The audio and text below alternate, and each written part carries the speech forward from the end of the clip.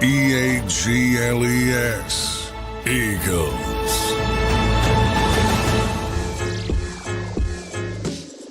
Welcome in, everybody, to the JAKIB Postgame Show here on Week 4 edition. The Eagles moved to 4-0 to start their football season. They beat the Tampa Bay Buccaneers today, 31-25, in a game that epitomized, again, for the second week in a row, the tale of two halves. First half, Eagles were clicking on all cylinders: offense, defense, special teams. Second half, they let the Bucs get back into the game. There's a ton to talk about. We'll be joined shortly by John McMullen as well. I'm here with Dan Sileo, host of the National Football Show. Sills, they get the win today. An interesting second half, I'd say, nonetheless. What are your thoughts on the first thoughts that come to mind here on this Eagles win? Well, let's start here. If you told me you were going to be 4-0 with that gauntlet of teams at the beginning of the season, so let's begin there. Right, I agree. I would have said you're absolutely crazy that football team would have been 4-0. You beat some really good teams. The Bucs fought back, but hey, at the end of the day, man, I mean, you start the season off 4-0.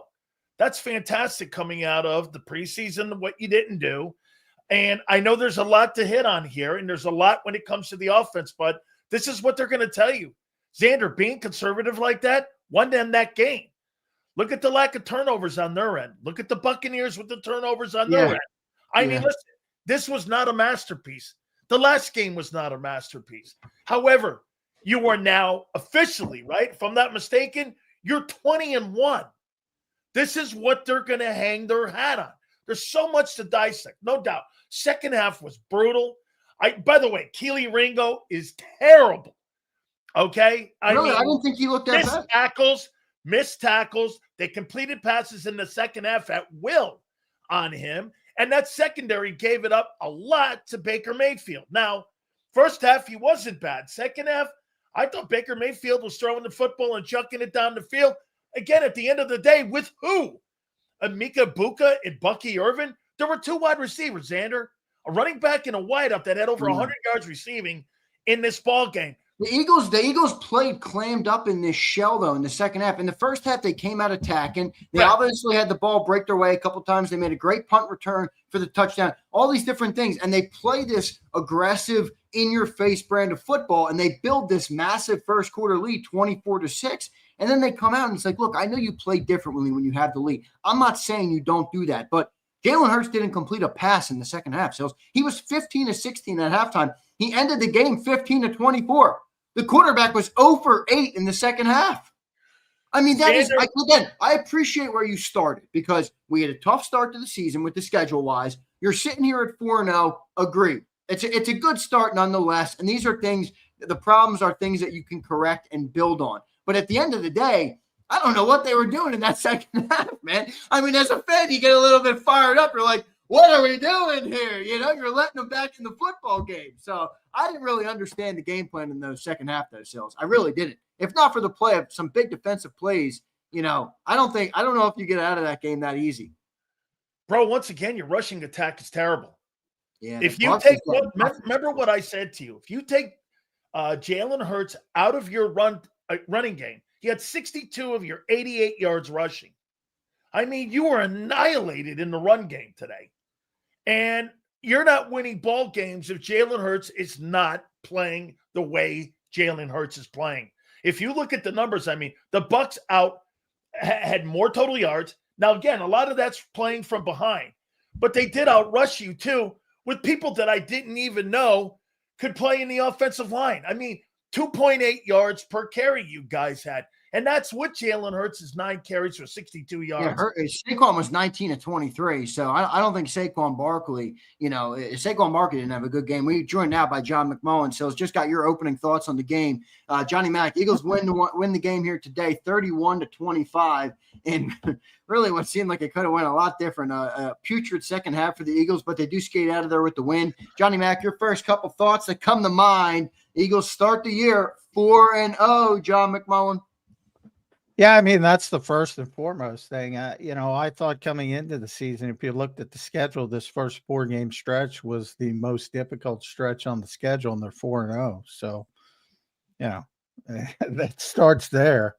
But yeah, obviously, kind of a flipping last week's script bad first half, good second half, good first half today, bad second half. Offensively, which is what people's talking. I thought the defense was great down the stretch, especially situationally with Vic. That's when Vic's going to bring the pressure. Red zone, as I mentioned, and then in big situations, third long, in late in the game. That's when he does it. That's when he unfurls it. And I thought it worked great. Now, they also had 2 blown coverages. But if you think about this game from a defensive perspective, and you don't have those blown coverages, it's pretty impressive throughout for 60 minutes. So I know you can't do that, and that's part of it.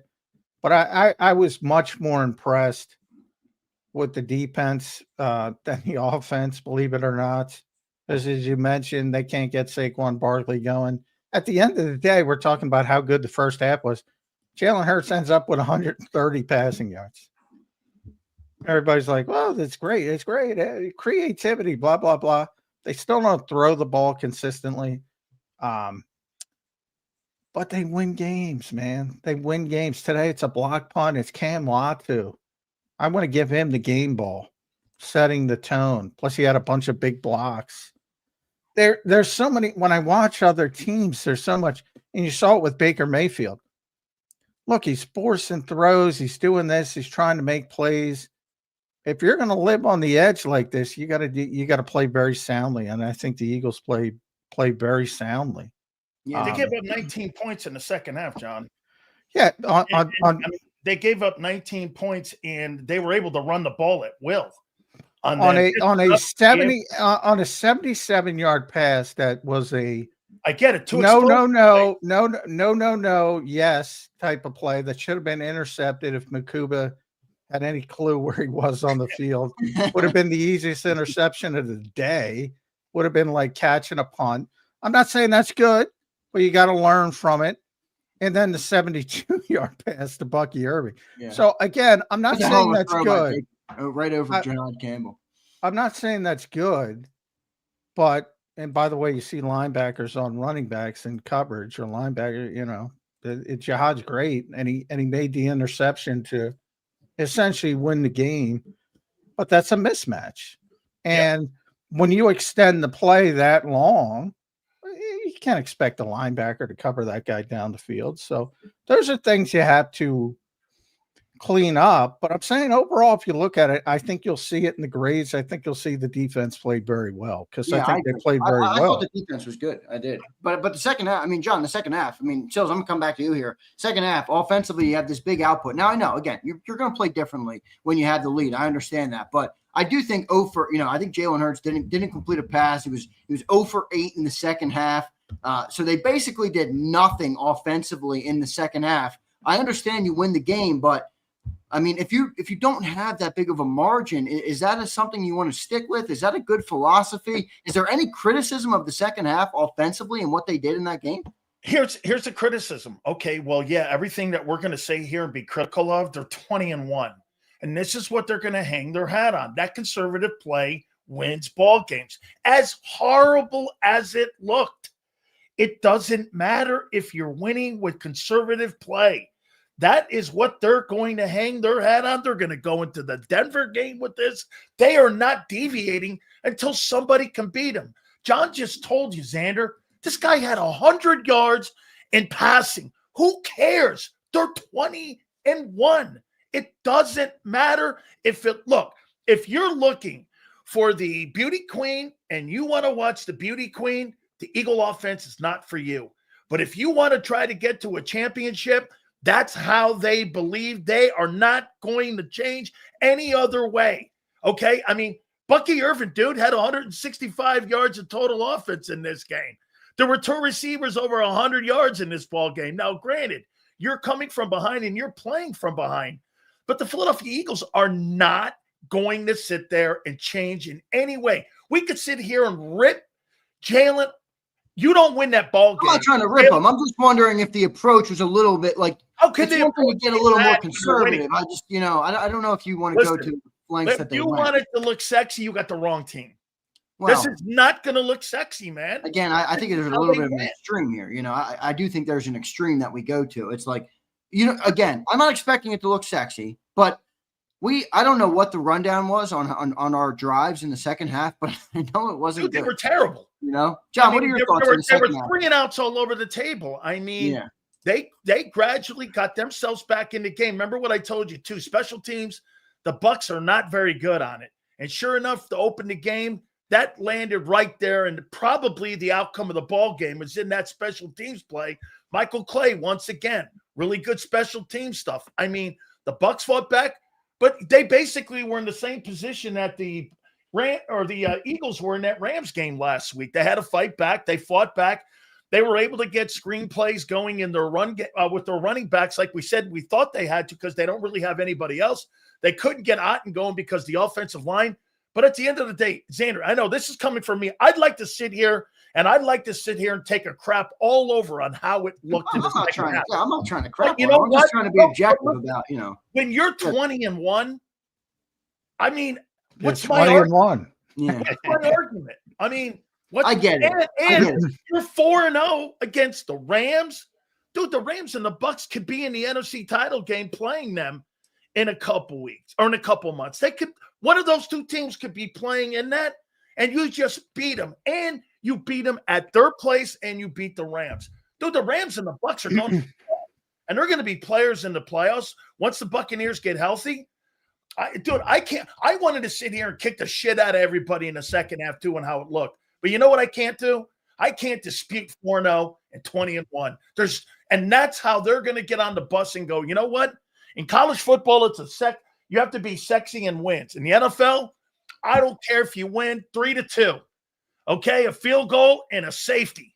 It's a win, baby. I mean, I love how you guys are talking me off the ledge on this show. It's a beautiful thing. John, coming to you though. Thoughts on the second half? I think it's a direct flip of the NFL script, which is out before. They have the table read. Key and Peele, Keegan-Michael Key has the table read. Same thing. I go back to Jalen's quote about the second half. Why did it change? Why did it change? And he chuckled and he said, it had to. This is the way the NFL works. So when you play a first half like the Bucs, two things are going to happen. You're either going to give up and roll over, which to their credit, they didn't do, or you're going to make a run, like an NBA run, which they did. That's what happens in this league. So how do you stave off? What's the difference between the Rams and the Eagles staving off? Well, the Eagles made 2 plays. They made the Jihad Campbell interception and the fumble. I forget who forced it. Might have been Jihad as well. It was Jihad on Bucky Irving. Yep. That's it. And that 20-1 Dan is talking about. So what was the turnover margin today? 2 for Tampa Bay, 0 for Philadelphia, 42-9. That's your game. There's the game. That's how you stave off the run. Yep.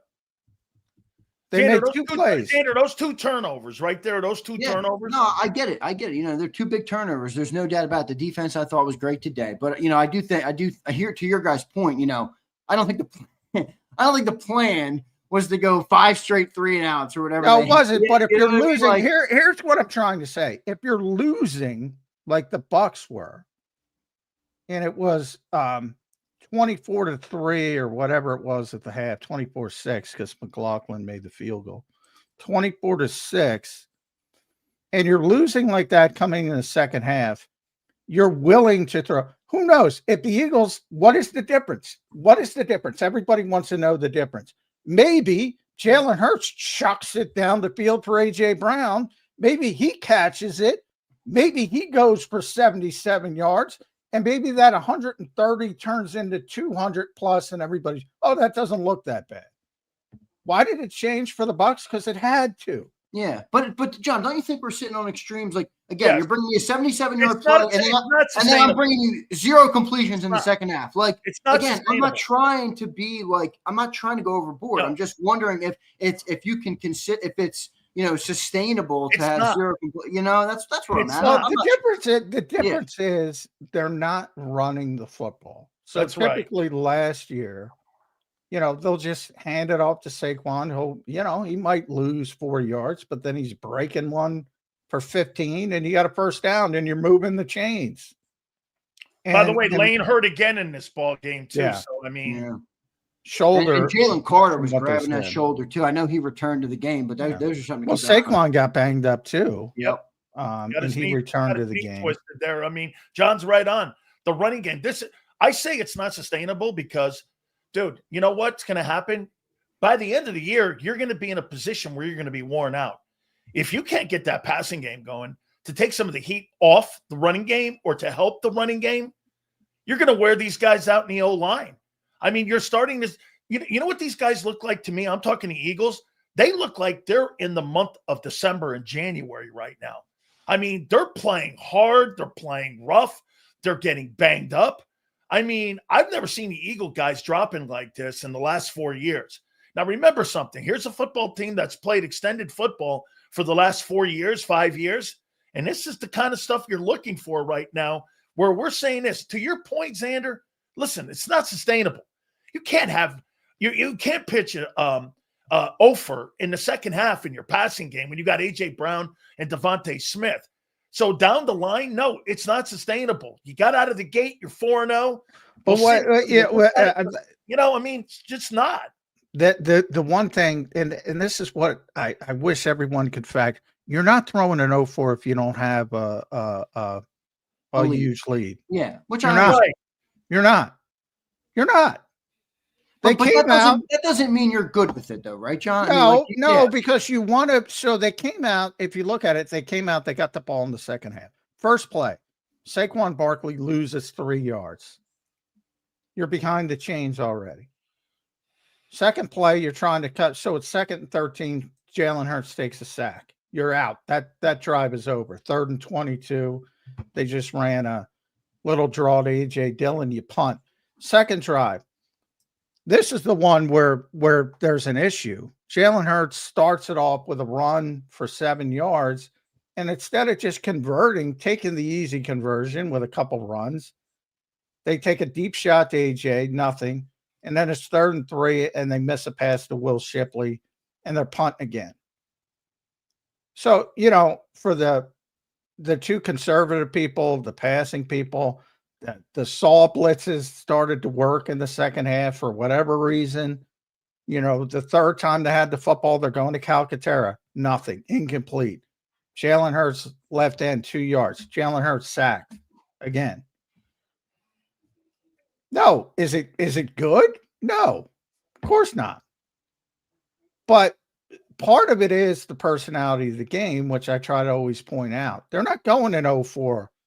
If they're not winning. And that's a very delicate balance. I get it in the NFL. I mean, minus 16 yards in the second half is what it's come out that they had in the second half, which is obviously not what you want. They took a bunch of sacks. Yeah. And they didn't. The ugliest one was, it was like they had one drive later where it was, I think, 3 passes to AJ. And he wasn't open on any of them. Were they forcing? Do you guys think they were forcing it to AJ Brown there? I saw some people putting it out. I saw some people putting it out. Let me ask John this question. John, do you think defensive coordinators like Todd Bowles and Matt Eberflus and guys like Spagnuolo, you think they respect the Eagle passing game? Because it sure doesn't look it in the first 4 games. I think they respect Jalen Hurts. No, not the players. I'm talking about the passing game. Well, that's what, because I say it all the time, because I don't think it doesn't look it. The Eagles don't play like anybody else plays. Like I always bring up Vic. Vic's got a bunch of copycats. Like over the years, there's probably been 15 guys who tried to play Vic's scheme over the past 5 to 10 years. Give me a copycat to the Eagles scheme. Doesn't exist. Right. Like playing Navy in college football. So if you're a defensive coordinator playing Navy, so that reminds me of your Bryson Daly team. Yeah. Well, that's what he. Army, Georgia Tech. Army wins a lot of games. Yeah, I get what you're saying. Sorry to cut you, John. Go ahead. Nobody plays this way. So if you're another team and you're trying to, the Bucs, you're trying to win the NFC South, or the Rams are trying to win the NFC West, you're not going to spend an inordinate amount of time preparing for this one weirdo, unique team. So you come up with some plan, and you might use that plan once a year. And sometimes it works and sometimes it doesn't work. For the Eagles are like, I should say, because people are going to get upset. The comparison to Navy is the unique way they play. Nobody else plays that way. But they're good. They have talent, whereas Navy is usually out-talented by the bigger teams they play. So they have more talent and they play this unique way. So I think if you look at the first month of the season, I think a lot of people look at the numbers and say, oh, they're trying to take away Saquon Barkley. I think, and I've said this to Zander numerous times, everything's about taking away Jalen Hurts. And by that, I mean, keep him penned up in the pocket. And yes, throw the football. They'd rather have him throw the football. Keep him penned up in the pocket and limit the off-schedule gouging stuff. Tell you what, John, 200 yards in total offense last week, too. The week before, I mean, it's just not sustainable. 4-0, I'm with you. They were 10-1 a couple of years back. Boy, I'm going to say this. But here's what I'll say. Look at the big spots. Look at the third downs when they need a third down conversion. Man. And he gets it with his legs. It's Zander, it is totally him, and I've said that since the opening game against Dallas. They are 4-0 because of one man, and that is that starting quarterback. Hey, and for the record, Vita Vea destroyed Cam Jurgens today. He totally destroyed him. Vita Vea is good, man. Man, that guy was that's a tough task for Cam Jurgens. Boy, I'll tell you, is a big dude. He was all over the place there, man. And I gotta, hey, and you know what I'll say too, to John's point here in the second half, I thought with about 13 minutes left in the game, the Eagles' pass rush started picking up, but Vic was creating. That was such a great stunt that Morrow. Yeah, he did a lot more creating. That, man. You see that stunt, John? Yeah. That Morrow Jomo came looping underneath and came inside and made that play on Mayfield. That was a critical play because they lost 12 yards on that play, and they took him that field goal kicker that the Bucs have. I don't even know who the hell that kid is. Jason McLaughlin. He was pretty damn good. I got to say, man, I mean, second half, 13 left. They started creating pressure because Vic was bringing it. He was not going to let Mayfield sit back there because, again, they were finding spaces in that zone out there. So, high leverage, man. That's when Vic brings it. High leverage situation. No, and John, to your point in that second half defense, Sills, you're right. I mean, they gave up a lot of points, but they gave up the two big plays. But outside of that, they had two takeaways, 2 fourth down stops in the second half, and the edge rushing room wasn't great, but we lost Nolan Smith this week. I mean, did we, you know what I mean? Did we expect to have a great edge rushing group? I think we kind of I came out of that game, and I know people aren't going to agree because of the big plays, but I thought the defense played great. A couple things. One, Cooper DeJean is the best tackling cornerback in football, period, because there's not a lot of them.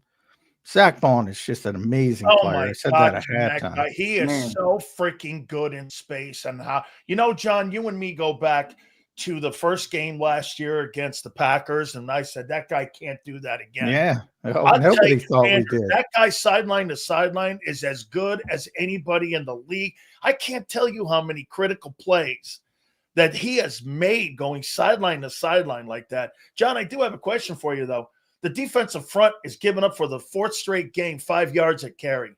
5.5 yards at carry they've given up. And they gave it up to the Bucs, and the Bucs had numerous guys in the offensive line that were out, and that's another game where they gave up a double nickel. 5.5 yards at carry. It's 4 games in a row. So, I mean, Well, I kind of, if you look at Vic's history, he's willing to give up. I hesitate to say because he would never say willing, but he's willing to trade. He's willing to trade off. He's willing to trade off. He can live with 5-yard runs if he gets what he wants on the back end. Now, about the only positive of not being at the game and being able to watch on TV is seeing Vic's reactions. I his know. utter disgust when they let up those 2 long touchdowns. 2 explosion plays, yeah. Because that's what he's trying to prevent at all times. Plus 25 plays is what when you play 2-eye safety, John, not giving up the plus 25, that's what that guy wants. He'll keep everything underneath because he knows you're going to make a mistake in the sequence somewhere. He doesn't want to give those plus 25ers up. And those 2 plays he'll probably hang on those, John, when you're talking to him next week. He's going to hang on those 2 plays all week. Oh, yeah. He will harp on that because you know, everything in the first half, because the Bucs were moving the ball a little bit in the first half, but they couldn't convert. And everything seemed like a chore for them, And that's the whole goal. You know, make them, if they're going to go 80 yards, all right, but make them take 13, 14 plays to do it. In the second half, they gave up those 2 explosive plays, but, you know, they're all over the place as well. They're creating the fumble. They're creating the interception. JaKib Campbell is like, he doesn't even know how to play, and he's making plays all over. He's going to be really good, man. JaKib Campbell's a beast. Hey, John, do you think when you look at Saquon Barkley, last week 46, and this week I think he had 43. And the targets with AJ and with DeVonta in this ball game, obviously in the first half of the game. I mean, when you take a look at where you are with the targets here, AJ Brown had 2 receptions for 7 yards in this ball game. I mean, how do you feel about that with 2 receptions for 7 yards? 9 targets. By the way, what was Jalen in the first half? 14 of 16? 15 of 16. 15 of 16. I mean, right. 15 of 16. So he was 0 of 8 in the second half. Yeah. I know 3 on the one drive were to AJ. But everything else, if you look at the targets, 4 of 4 to Dallas, 4 of 4 to Barkley. It's just, you know, mainly underneath stuff. 2 of 2 for DeVonta. 1 of 2 to Calcaterra, 2 of 2 to Mechie. He missed Shipley once, and then he was 2 of 9 to AJ. Yeah, that's not good enough. I mean, that's what I mean. Again, I feel like it almost feels like I'm crazy by saying this because you guys both said I'm wrong. Everybody in the chat saying I'm wrong, but it's like, can we really rely on again? They had a great game today, and they made some big plays in the stop, but 5 straight. Who's going to stop them? The Giants coming up? I'm just saying, John. Malik Neighbors. I'm not saying you got to push the ball downfield. You need to have a first down to control the clock. And 4 catches for 36 yards before with DeVonta and AJ combined in this game. So I said it. Look at this is about winning the war, not winning these battles. You want to win a Super Bowl. That's where we are with this here. So I think I've heard John say that this is not sustainable if you want to win a Super Bowl. But again, until somebody shows them that they could come off the rails. Well, to be fair, they're not going to come off the rails. They're not. Why would they? To be fair, I didn't think they could win a Super Bowl with how they played last year. Effective. Yeah, but Barkley was hitting his head on the goalpost every down almost, John. That's not happening this season. The margin of error is too small. That's my concern. Yeah. But when you see it week after week after week after week, it becomes a thing. It is a thing. Yeah. It becomes a thing. Guys, I want to talk about Quinyon Mitchell a little bit here. 7 targets today, 2 receptions for 6 yards allowed, 0 first downs allowed, 3 stops on third down, and 5 pass deflection. Quinyon Mitchell, I mean, he is a damn good football player. He is a weapon. Let me say this. Quinyon Mitchell's a great player. Well, you're going to get to a game, and I'm going to predict this, where there is a crew that is calling things tightly, and he's going to get like 4 PIs. He pulled on him like at least 4 or 5 times in this game. He got away with a couple. Zander, I'll tell you the guy who's unbelievable in space. 2 of the best tacklers in this ball game. Excuse me, I'm going to use an F word here. That fucking Cooper DeJean can fucking. Oh my God! Holy it's unbelievable. Can he? I'm gonna make a bold statement. Wow, he's the best. He is the best tackling corner. Absolutely, since Antoine Winfield Sr. Bro, this guy can. I can't tell you how many times in space this guy makes plays. And when you got a guy like him and Bond, no wonder Vic Gamble's blitzing. When you got guys like that out there that make plays like that, do you know how hard it is to find one of those guys? And you've got 2 of those guys sitting back there in the secondary. I mean, listen, I'll take a little bit back on Ringo. I don't really think he was crazy bad. Right, I thought he was okay. I thought he was okay. I thought, again, tackling is still an issue with that guy. I mean, I'll tell you what. I'll tell you what, and I said this at halftime. Nothing frustrating. If I were a coach, I would be so frustrated at my quarterback. It's like you're throwing the ball time after time to Quinyon Mitchell and Cooper DeJean in coverage, and Kaylee Ringo's out there, and I don't even know he's out there. John, you're like this. You're sitting there looking at that, and you're going, "Why are you throwing? Why are you throwing to one of the best corners in the game? And you got guys in the secondary over there, and you're not going backside on that." I'm like, "What are you thinking now?" If it's on schedule, Vic, John, that's also Vic forcing him in to those throws too, to have to go to one side because of the disguise coverage. But man, you got to find 7 and take it back. Like Tom, you think Tom Brady wouldn't find 7 on that field? That's true. That's true. Wait, what'd you think of Ringo's play? Still said he didn't love it. I thought he was rock solid. Me too. I mean, I was good with it. I thought he was solid out there. I don't think he was tested. I saw a couple missed tackles, but again, to your point, 90% of cornerbacks in this league can't tackle, so that doesn't surprise me. But in coverage, I thought he was fine for the most part. But I don't think they tested him either. Which, if I'm Todd Bowles, I'm like, we don't have any hair to pull out, but these guys frustrate the living hell out of me. I'm like, there's no situational awareness.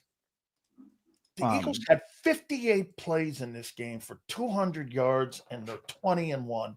It's the craziest football team. And Nick had the great quote to the. I've never seen a team like this, John. I've never seen a football team. No, like this. Nobody plays like this. That's why I say it all the time. That's why I make the Navy comparison. Look at nobody this. Plays like this. Look at this 280 carry, 200 yards in total offense, and they're 20-1. It's insane. I mean, you walk out of this game. Nobody plays like this. Yeah, you could sit here and get Zander. I want to rip everything on the second half.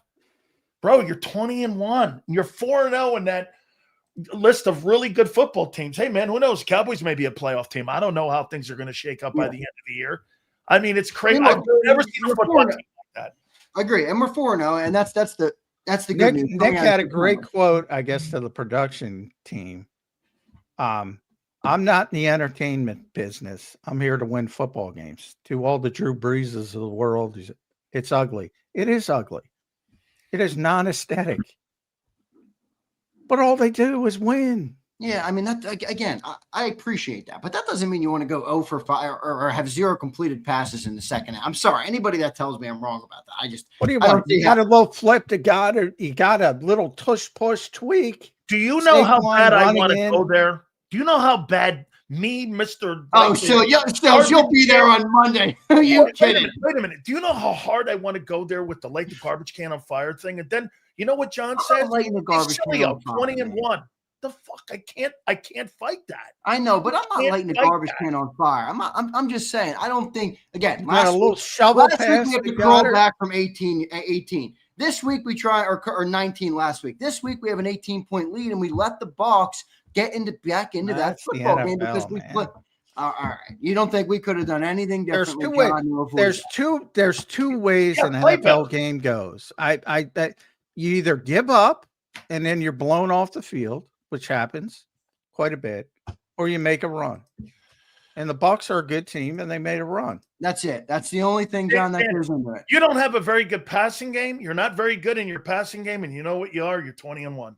We were 15-16 in the first half. What happened last week? What happened last week? Everybody. The Eagles are a good team. They didn't roll over, and they made a run. Zander, they're not a very good passing team. 4 catches for what is it? 36 yards. But they were 15-16. DeVonta. They can be a good passing team when they want to be. Where? I haven't seen Second half last week. First half this week. When they want to be, they can be. In 4 games, they played 2 quarters of good passing offense. Is that right? 12 quarters. Well, You there's have no. to do that as being good. I think what satiated people in the first half was the creativity down by the goal line. By the way, they're like, what are they at 11 for 11 for 11? 11, which is insane. 11 for 11 in the red zone. Again, the unique nature of this team. But their longest pass play, I believe, was 22 yards. And then I had a 20-yarder, and that was it. Again, the stuff that got people excited, the little shovel pass to, well, the shovel pass to Dallas Goedert, the little tweak pass to Dallas Goedert. Plus, you had the tush push tweak, which they did last year, but it worked perfectly this year to Saquon. It's still a slog for them offense. It's been a slog all year for them. I mean, again, we saw the tale of two halves again, though, and I just don't think you have to go to this extreme because you have a lead. Again, I understand it's going to look different. I understand, John, circumstantially, you play differently when you have a lead or when you're behind. But I don't think you go to the extreme of we can't convert one first down. We got 5 straight through. I mean, we're lucky this defense is young and healthy and talented because all you need though is one run basically, and they didn't get it. Yeah, that's fine. What's wrong with the run game? What's wrong with the run game, John? Because there's a problem. There's a problem with the run game. Well, I think the offensive line isn't playing as well. I think Barkley isn't playing as well. I think teams are overloading the front to deal with Jalen Hurts, and that also affects the running game. I think it all factors into it. Right? When you have that much traffic at the line of scrimmage, how many times is Saquon, but they mentioned it, I think 55% of the time, more than half of the time, he's getting hit in the backfield. Last year, there were times he wasn't getting hit until he was to the second level. Quite a few times. So I think it's a conflation of a lot of things. I know everybody, there's nothing in the NFL. Dan, you know this. When you're struggling in anything, it's not one thing. It's like a whole confluence of factors. And right now, the offensive line isn't playing as well as they did last season. They're banged up as well. Saquon isn't playing as well. Maybe he's banged up now as well, too. For whatever reason, who's carrying their freaking run game? Jalen Hurts. Jalen Hurts. He's been doing it since the Dallas game. John, I'll also put this out there. In 4 games, they've allowed teams back, or the Rams too. They've not been able to put teams away. Last year, from that bye week, they put teams away. They're allowing teams to come back in on them in every single football game. So, I mean, this goes back to the run game. The run game not being able to sit there and take some of that clock off. You're allowing teams to get back in ball games. And if you get 3 and outs, you know what that is? That's stealing possessions. And that's kind of how these teams are still hanging out there with an opportunity to win a ball game here. I mean, the Bucs turned that thing into a 1-possession game with about 6 or 4 minutes left in the ball game. If they had made and by the way, an example, because of football not being a statistical game, not that this is a big thing, but Braden Mann gets credit for a 34-yard loss of a run on the final play. So that factors into the team stats. And Nick Sirianni, to his point, for that final number for sure. But Nick Sirianni, to his point, is playing situational football. There's 6 seconds left. You don't want to give him a chance for a block punt. You don't want to give him a chance for a return. What do? You run it out the back of the end zone with the punter, waste the 6 seconds, but you lose 34 yards on the stat sheet, pointing to his, I'm not in the entertainment business. I'm not trying to make these loser stat people happy. John, wanting 1 first down in the second half does not make me a loser stat person. I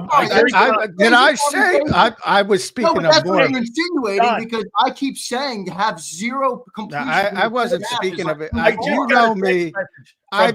Look, if everybody's going to take that personally, it's fine if you want to take it personally. But I've been saying that for 15 freaking years, than longer. Gary Cobb just texted me and said that AJ and Lane Johnson had no comment after the ball game.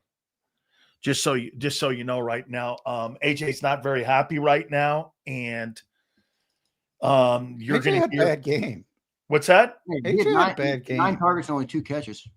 and he I was mean, I not felt open. like they were forcing him to him a little bit, but I couldn't really tell. He was not open. I thought that kid Benjamin Orson did a pretty damn good job on him. And nobody's a bigger AJ Brown guy than me. He was not open. So, there's some weeks where I say, and last week was one of them where you saw but whatever it was, the heat, whatever. I mean, there are a couple those deep shots he took 2 deep shots to him. Not open on either. Barkley just said, John, they have no identity. Yeah, they don't. I mean, they can't run the ball. They can't pass the ball. Well, their identity is winning. Hey, their identity's winning. That's what it is. I mean, they just win. Again, it's weird how I've become the one that has questions after 4-0 start. I'm happy they're 4-0. I just don't think me, man. I want to see. I know. I'm just saying. I mean, look. Well, I think the defense played well today. They played really well. I think this defense can be a top 5 unit by the end of the year. I'm very impressed. They'll fall in the standings though again because of that though too. Oh yeah, they'll drop 400 yards. Yeah. And that's like, who gives a shit? That's my point. Who gives a shit?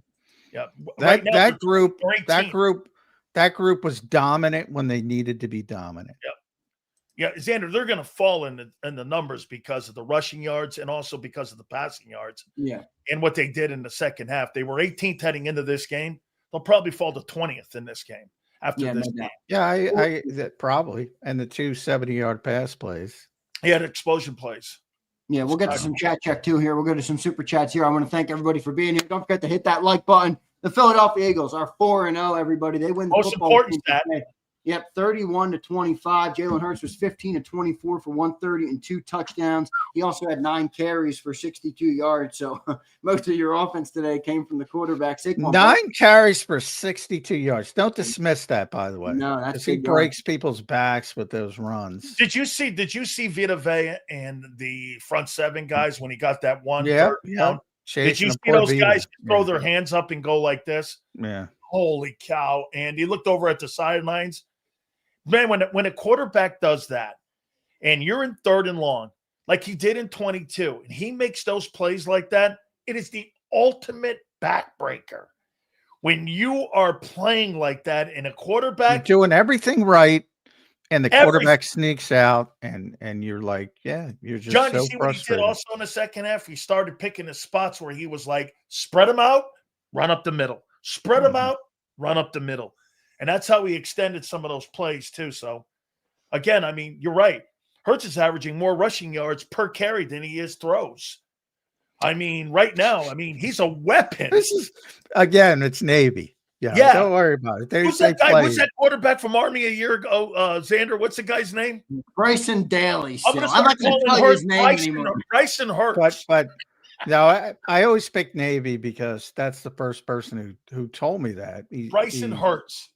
It was one of the old Notre Dame coaches. It wasn't Lou. It might have been Bob Davie who said, you can't justify preparing for them more than the week of the game.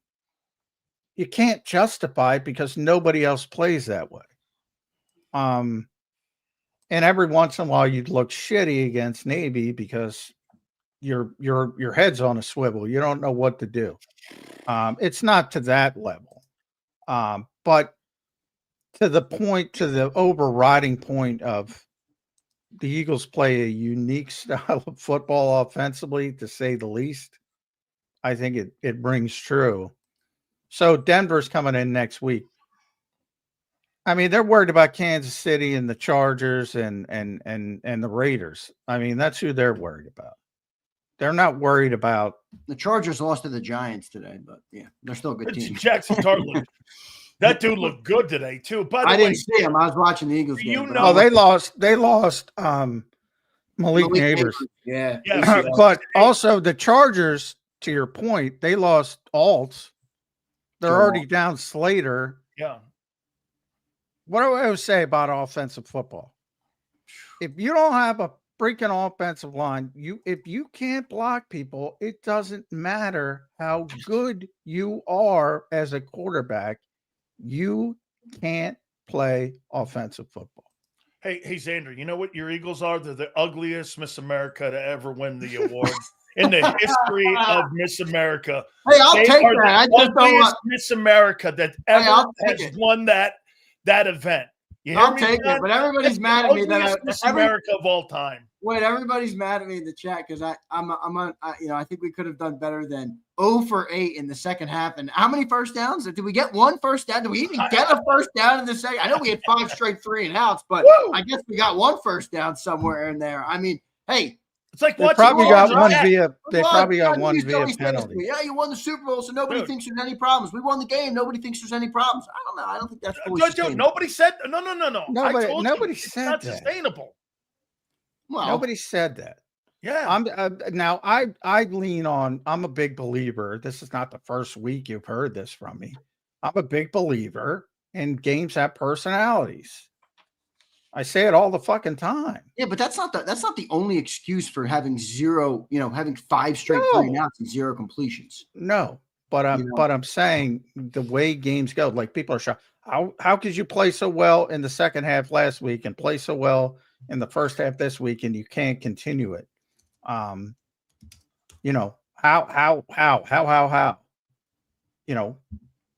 Things change. John sounds like he's part of the Fakawi tribe. How? It's like how? By the way, the Eagles have the worst passing attack in pro football. You want me to say it?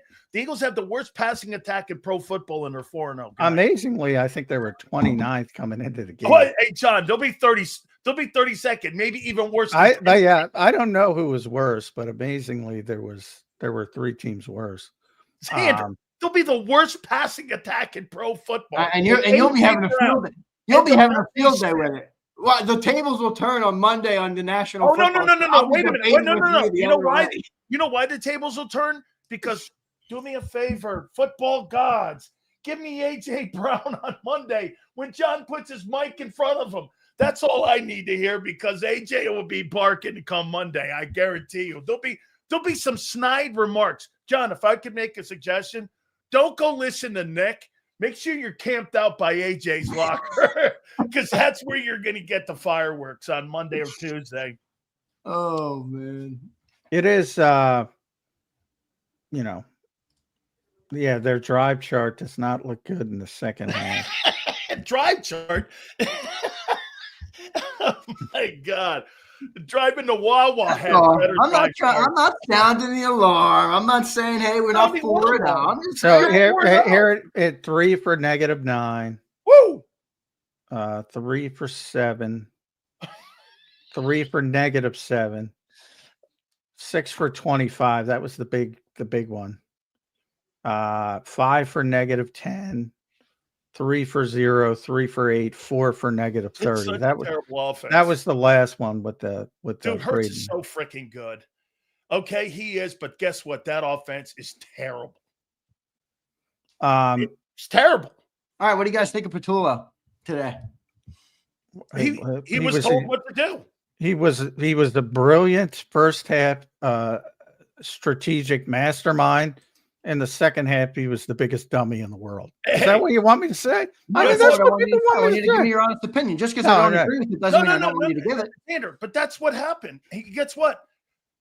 He's told to call the game like Dude, he wasn't told to have 5 straight 3 and outs. That's bullshit. No, he wasn't. They weren't executing. I get that. But did he clam up a little too much? That's all. Xander, what do you mean? Who's told to have a 3 and out? You never want a 3 and out. Not ever. Nobody wants a 3 and out. Bro, don't turn the football over at any expense. The 2 turnovers were the key in this game, and that shitty offense doesn't have to do anything in the second half to John's. Dude, 4 completions to AJ and DeVonta. You have 100 yards in passing. You have 200 in total, and you win. I'm sorry, John. In my years playing and covering it, I've never seen anything like it. I've never seen anything like this thing in my entire life. I've never seen an offense go bad. It's bizarre the way they play. I will Xander, admit that. bizarre I is know an it is. understatement. Can I get John's answer on Bobo Patullo? Because he gave me a sarcastic one. I didn't want the sarcastic answer. I want to hear John's take. I think Kevin's fine. I don't think Kevin's the issue. I don't think Kevin's the issue when you call an inside zone. Like you call an inside zone with Saquon Barkley or an outside zone. Look, let's be honest. This ain't rocket science. Inside zone, outside zone. Okay. So you call him inside zone, and I forget who missed the block, and he loses 3 yards on the first play. All right, is that Kevin Patullo's fault? You got Saquon Barkley. I got an 18-point lead. I'm going to run inside zone to Saquon Barkley, the NFL Offensive Player of the Year. Is that dummy? Is that a dummy decision? But somebody missed the block. I forget who. I got to go back and obviously watch it. And you're down, you lose 3 yards. And all of a sudden you're behind the sticks in the 2nd and 13. So then what do?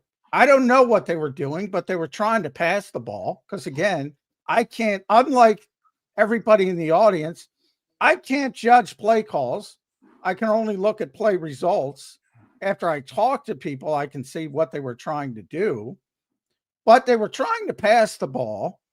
And unlike in the first half, when I complimented Jalen Hurts for getting rid of the football, he takes a sack. And that was the 9-yard sack by Vita Vea. And remember, when you're taking a 9-yard sack, that means you had some time to get back there and time to get rid of the football. And then you're 3rd and 22. So at that point, they gave up on the drive and they just handed off. So people could say, I don't know too many people with 3rd and 22 on their play sheet, and they got a bunch of options. You can't get the ball to A.J. Brown. I mean, I don't know. 2 games now? They can't get the ball to A.J. Wait a minute, 4 games. You can't get he's on pace for 700 yards. You can't they got the ball to A.J. They got the ball to AJ in the second half last week. But again, that's, AJ's been in desperation, John. This is part of his frustration because this dates back past Philadelphia. When he was in Tennessee, he had to play with Derrick Henry. So he's always been a receiver on a run-first team, and that limits your opportunities compared to other teams, And you see some of these shitty teams losing today, and you'll see, I don't know, I can pick it up. Worst offensive pro football, and they're 4-0. Crazy. I wouldn't call them the worst. Okay. Pro football. They're inconsistent. How about this? They're the number one. They're the best of the contending football teams that we know that we have in the NFC. Of all the contending teams, they have the worst offense right now of any of those contending teams, and they're 4-0. I don't know. I mean, there's nothing else to be said about it. They're 4-0. I want a statue outside the link of Vic Fangio if this thing keeps going. The Eagles might agree with you. Let me say this to you. I'll go, you know what? You know how I disagree with John and that, because Spagnuolo's got 4 Super Bowl championships on 2 different teams. Okay, because Spags has the resume. He's going to the Pro Football Hall of Fame with those 4 Super Bowls. There is no doubt that guy makes chicken shit and makes chicken soup out of that chicken shit. And he didn't do it with the Giants or the Saints those 2 years. I mean, that dude just is some coordinator in how he gets after people, his situational play calling when it comes to blitzing with the feel of the game. Hey, I could promise you this here, Julian. I could promise you this here. Hey, Julian Laurie, I could promise you this here. That ain't anything to do with analytics. That dude goes like this. I like Vic's response to that. There ain't no analytics. Yeah. By the way, after the time so Tampa had, that was a great blitz. One of the things that I got on the tangent about in the pregame show is how people train these quarterbacks. Like that's like if you look at the losing teams today, Marcus Mariota, backup, obviously, 156 yards passing.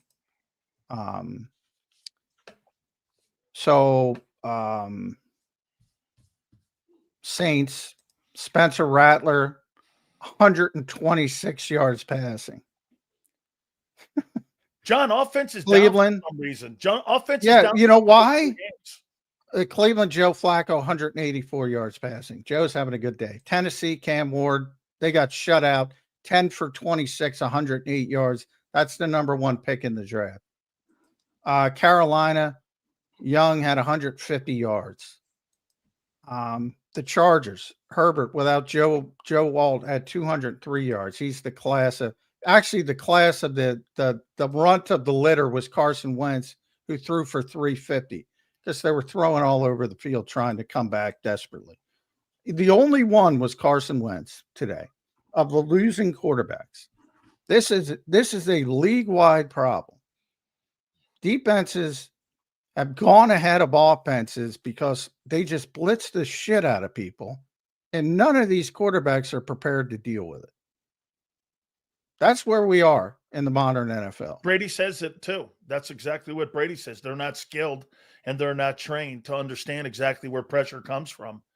And Brady even said it in the broadcast. He was talking. So if you want me to criticize Nick and Patullo, they're in that group as well. Well, you're not going to really develop Jalen Hurts when you see the passing game the last 2 years. It's sporadic. It's situational. I mean, what did he have a year ago? Steeler game, Ravens game, obviously the Super Bowl game. We saw it in the second half against the Rams, but in the last 21 games, it's a far cry to say that is a premier passing attack. It is just not.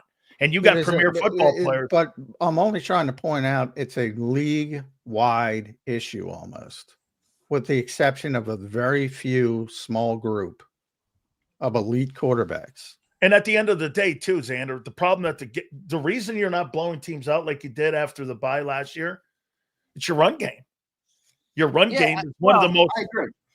Your run game is nowhere in the room. I know it's the NFL. I'm not asking for a blowout. I just think they clammed up a little too much, and you end up with 0 completions in the second half. When I don't think you had to play that way. I think the team is good enough to take a couple shots downfield, move the sticks, give your defense some time to catch their breath, and keep the Bucs on their heels a little bit, make their life a little bit harder in trying to come back on the Eagles. That was my whole take on the game today. I didn't think it was that big of a problem. I'm not worried about the offense. I just thought they went too far in the second half because they had the lead. That was really it. When you go plus 10, that's high percentage turnover play. This is Brady football here. They don't want to have high percentage turnovers. Tip passes. You saw what happened in the Kansas City game. They don't want that Kelsey play. They don't want deflections going off and turning into turnovers. They'd rather have underneath. They'd rather have slants. They'd rather have those type of passes. They're not trying to get the ball, if you notice, more to Barkley in the screen game, which they are. For the first time, you're starting to see a little bit more of that. Well, that actually helped because Jalen hit him on a couple of plays. Right. Jalen hit him on one of the blitzes in the first half. It wasn't the second half because we know he didn't have a completion in the second half. But and we hit him in the first half. The reason I brought up all those teams was not only to point out the atrocious passing numbers, but to point out that all those teams lost. This team is capable of doing that and winning, which is, I'll admit, freaking bizarre. And special. It is special. And I brought it out that the 100-yard passing games, they've done it 4 times. Now they passed that tremendous demarcation line today. So this is not another one. They passed that. But they've done it 4 times in this 20-1 run. And they've won all 4 of those games. And in that same span, 22 teams have done it, probably more. I haven't updated it. 20 teams have done it, and they're 5-17, those 22 teams. They're a very strange, unique team. I've embraced it because what else can I do? I can see that you've embraced it to the point where you don't think 0 complete, no completion. Wait, no, Zander. Here's how I've embraced it. 0. I feel like I'm losing my mind here. I'm like, no, that's not what I said. I said, typically they'd get a first down and that would take care of itself because, when you go 3 and out, 3 and out, 3 and out, 3 and out, that was like the first half last week. You don't have that extra set of downs and then maybe you get a smoke screen. Maybe you'll get a bullshit bubble screen, which is a completion. Maybe you get an easy completion. They couldn't get anything started today. I'm not saying that's good by any stretch of the imagination, but I do think they're playing more conservatively because they have the big lead. That's just human nature. Right. And on the other hand, the Bucs are trying everything to get back in the game. And again, it can go two ways. You can give up. A lot of teams give up. Tennessee gave up today. A lot of teams give up, but a lot of good teams, and the Bucs are a good team, not a great team. They fight. Minnesota against Pittsburgh, they fight. Certain teams fight, and they get back in the game. They make the NBA run.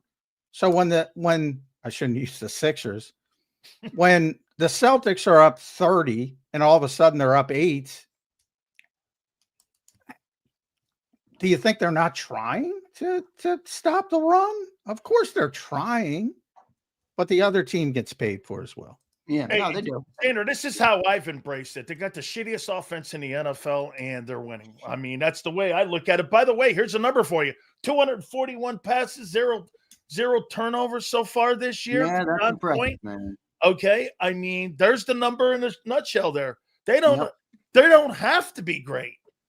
They're not great. That is seriously, of all the contending football teams I've seen in the last 35 years, that's the worst offensive football approach. And how they win games I have ever seen. That's ugly. Hey, John, that's the worst. Drew Brees is not wrong. It is ugly. Hey, John, that's the worst show on turf. It might be. It is. I'm not going to defend the aesthetic nature of the offense. Well, I'll give the Eagles credit for this. I don't know another team in football that could complete 0 passes in the second half and still win the football game. Army. So they do have a weird knack to know how to win games, man. They do deserve a lot of credit for that. They're 4-0 this year. They win.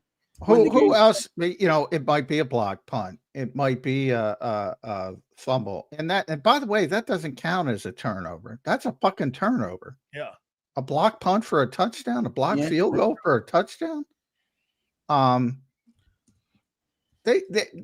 tell you what, you know, they have found every single way to win a football game, and they'll probably invent a new one next week against Denver. I mean, I would say for the Eagles fans to fucking enjoy the ride, man. Oh, here we go. Cheese doesn't have many good comments, but here's maybe one of his better ones. Cheese, well done. Finally, you finally came alive, Cheese. He says, our team is so good we can fail while succeeding. It's frustratingly beautiful. I'll take that comment from Cheese. I just tweeted out the worst show on turf, the Eagles. Congratulations. Oh, gosh. Here we go. Here, let's get to the super chats. I'll go to the biggest ones first. Let's start with the big super chats here on the show today. Junito Crespo, what's up, brother? Appreciate the super chat. He says, we desperately need an elite offensive coordinator. $20, and he is calling out Patullo to start the super chat. Desperately need an offensive. What do you want him to do? What, again, here's me defending I'm going to go to Tom Brady's line of thinking here, and I'm going to ask you, you really think that Kellen Moore did anything in the passing game a year ago for Jalen Hurts? Kellen Moore was the worst of their offensive coordinators. Hey, how about this? He was really the best guy they've ever had is Shane. The best guy in the Nick Sirianni era. The best guy was Shane. Number 2 was Brian. Number 3 was Kellen. And Kevin is to be determined. Right, and get this. That would be my rankings. Hey, Zander, how do you think Kevin Patullo's developing Jalen Hurts? Hey, I didn't write this comment, guys. No, I'm asking you. I'm asking you. Do you think he is? That's not what they're doing there. They're not looking to develop anything. They're looking to win games. Because to John's point about throwing for 350 yards, do you know how many times quarterbacks throw for 300 to 400 to 500 yards and lose? Do you know how many times when you run the ball well and you run for 200 yards, you win? Again, the problem with the Eagles right now that I don't think is sustainable is I'm more concerned about that offensive line. Bro, that's not the best O-line in football. There is no way right now that is the best. Now, you got injuries to Lane. Steen got hurt in this ball game too. Landon has not been the same. And Jurgens has not – I think he's been okay. He had a tough test today. I don't want to beat up on Jurgens today, but I think you're right. I said, but you haven't had a running game all year. This is 12 quarters now. Yeah, Name me a dominant running game. Every single football game this year, the opponent team, the opposing team has outrushed you. That's so uneagle. Here's PFF's top 5 offensive lines coming into the week. LA Chargers, who lost Joe Alt, their best player, and already lost Rashawn Slater. Yeah, it's brutal. Indianapolis Colts, who have, Nelson. Quentin Nelson, Braden Smith, a good player. Bernard Raymond's turned into a good player. Buffalo Bills, Deion Dawkins. Spencer Brown's okay, I guess. Denver, Garrett Bowles is a good player. Quinn Miners is a great player. Mike McGlinchey's a veteran. Number 1 coming into this week, Philadelphia Eagles. Where's the good offensive lines? Where? What? Where are the good? I just gave you the top 5. I know, but that's PFF, and I like PFF too. But I mean, they did have prior grade. You had 44 yards. I'll go down. You like the Rams? You just saw the Rams. Well, no, I'm just saying the rankings are fine, but it's too small of a sample size, I think, for it to. Baltimore, which you've seen with Ronnie Stanley and Linderbaum. 2 straight games that had under 100 rushing. I mean, I don't know. Minnesota gave up 8 sacks today. I think that's not very. They're top 10. That's not very good. That's not anybody who thinks that that's a good play in the first 4 games to that old line. I'm not saying you, John. I'm saying anybody who thinks that, just put the tape on. They're not that good in the old line. They're not running the ball well, and obviously the quarterback's taking a hit. The quarterback is carrying that football team. Well, yeah, the quarterback holds on to the football. I saw him play here for a long time, but. I'm not talking about JJ. They just got Darrisaw back. Darrisaw and Brian O'Neill got hurt today. They're 2 of the best tackles in football, arguably the second best tackle duo to the Eagles. But I'm saying they're not good. That's my whole point. San Francisco, these are the top 10. Their offensive line play in the NFL as a whole is shit. And it is. If the Eagles are leading the room in that, absolutely. All right, we got a lot of supers. Can you guys quit yapping? Janito says, I just think we're not adjusting offensively like we should. I think that's a fair comment. Second half, you're not getting anything going. I know you're playing more conservatively. You don't think any adjustments, John? You don't think the siren song of adjustments. Yeah, you're adjusting throughout the game, as Vic will tell you. Vic Fangio. You're adjusting that. They're trying, believe me, they're trying to adjust. Well, once again, Zander, I don't believe. Hey, listen, they don't have a very complex offense. You're making it sound like they have John Gruden's offense. They got like maybe 25 or 30 pass plays and like 14 run plays. They're very predictable. Their talent is so good.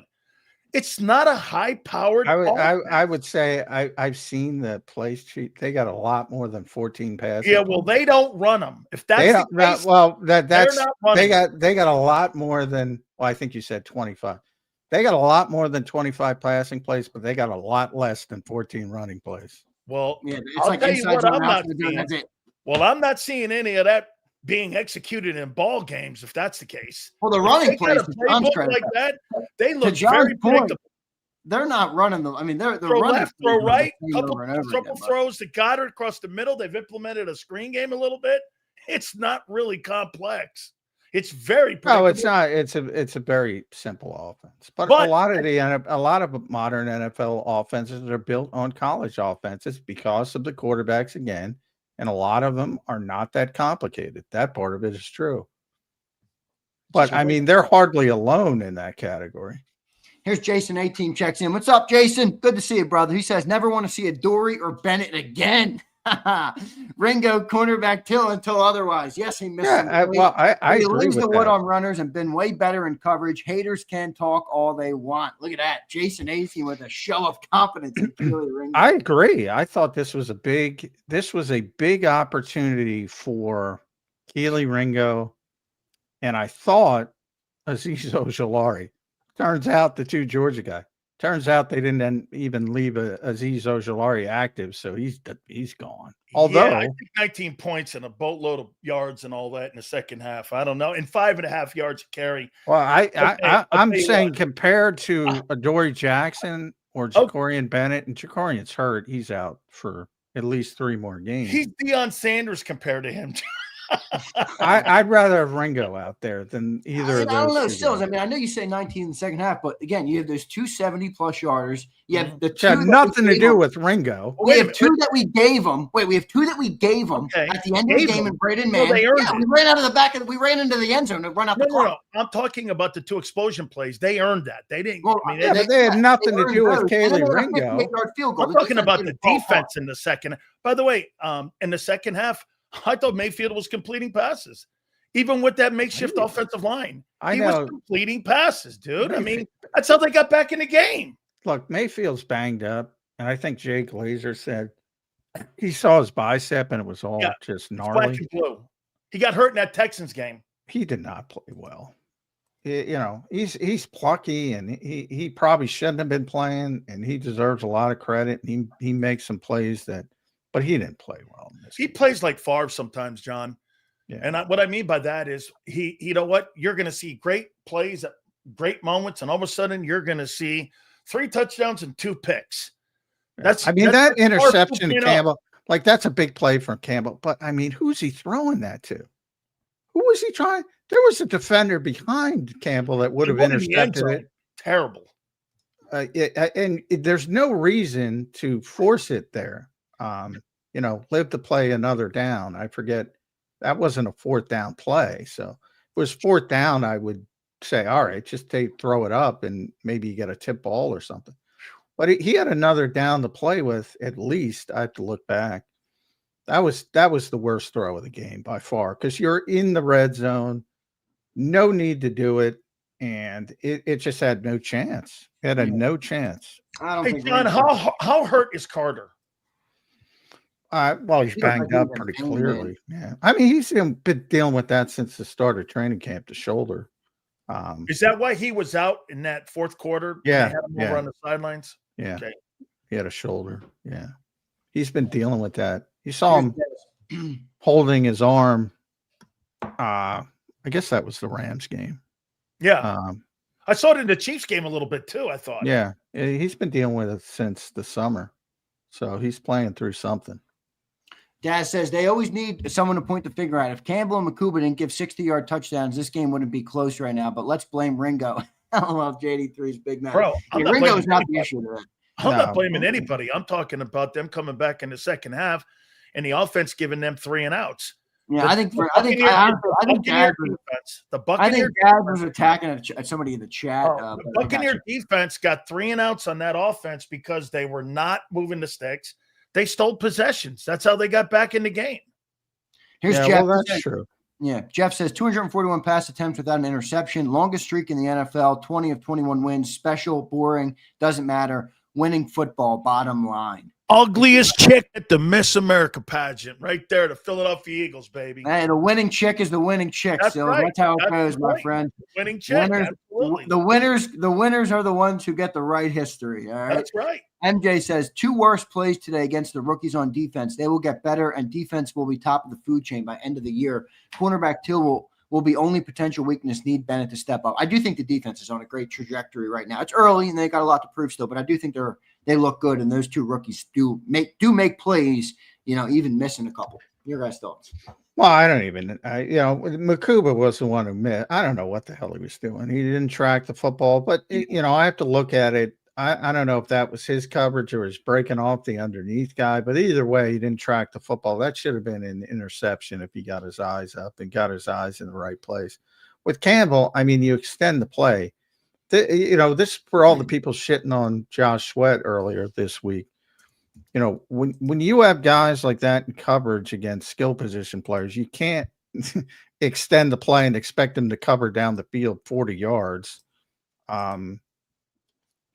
That's not what it's designed to do.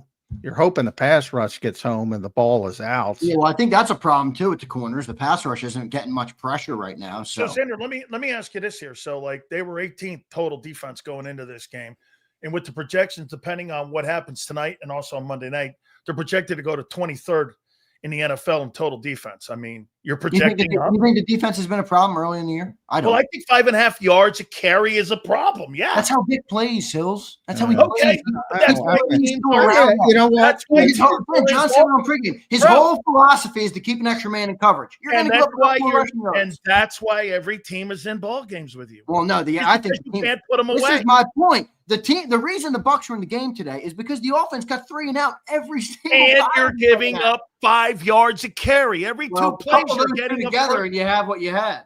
Hey, Vic will take the 5-yard run over the 70. Like he wasn't getting frustrated at the 5-yard runs. He was damn frustrated at the 77-yard touchdown. Yards a carry. You are not a good front. Damn, you're not. If he thinks there's a problem, he will just drop a guy down. And if he thinks it's a big problem, he will put the 6-man front. He will roll the 6-man front out there. He's done it in his history. That's what he does. He did it last year against New Orleans. If he's concerned, you will know it because he will start rolling out the 5- and 6-man fronts, and it'll stop it. But with younger players, he wants help back there in the secondary with Adoree Jackson, Kaylee Ringo today. Again, the 2 frustrating plays for him were 77 yards, 72 yards. The explosion. You take away those explosions, you can have your 5-yard runs all day. Yeah, well, you can't. That's part of the game. So, I mean, I get it. You know, you want to talk about 2 plays. That's like saying this. If I took Jalen Hurts 60 yards away, too, they ran for 40 yards for the second game. Well, you can say that. I have no problem. I have a problem with people who aren't consistent and say, look, they're both off schedule plays, 77, 72. You got a broken coverage from somebody, whether it's Reed or Makuba. We'll know because Vic will say it. You got a broken coverage. He didn't get his eyes correctly. And the other one was an extended play.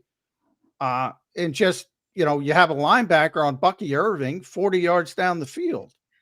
That's play calling. That's off schedule. That's Josh Gazard putting the matchup of having Bucky Irving on a linebacker going down the field. That's a situational matchup. If you're calling a wheel route and you throw it on time, I'd agree with you. He didn't throw it on time. He threw that to him, and that was the design play from Josh Gazard. That was not off schedule. Bucky Irving had 100 yards receiving today. Oh, there was a priority to get the ball in the hands of the backs. If you're watch that play again. You're telling me he didn't extend that play? Oh, Baker Mayfield? I'm talking about the matchup. It was his original route, though. It was his original route. No, obviously, if you have a running back running a wheel route, it's the original route. I'm saying the design from the defense is the ball's got to come out. You can't just keep running down the field 50 yards and expecting linebacker to stick up with, as Jonathan Gannon always says, you have tough duty. Why is it like that's saying, okay, everybody said Zach Bond blitzed early. He didn't blitz. It was still a 4-man rush. It looked like a blitz because he dropped Josh Uche out on the other side. So you might have had a Josh Sweat situation where poor Josh Uche's out there with a wide receiver if they could have held up in pass protection. But Zach Bond got home, so you don't know what happened on the backside of that play. 175 yards in total offense the Buccaneers had in the second half. Look, I'm just saying I don't even look at team rankings this early in the season.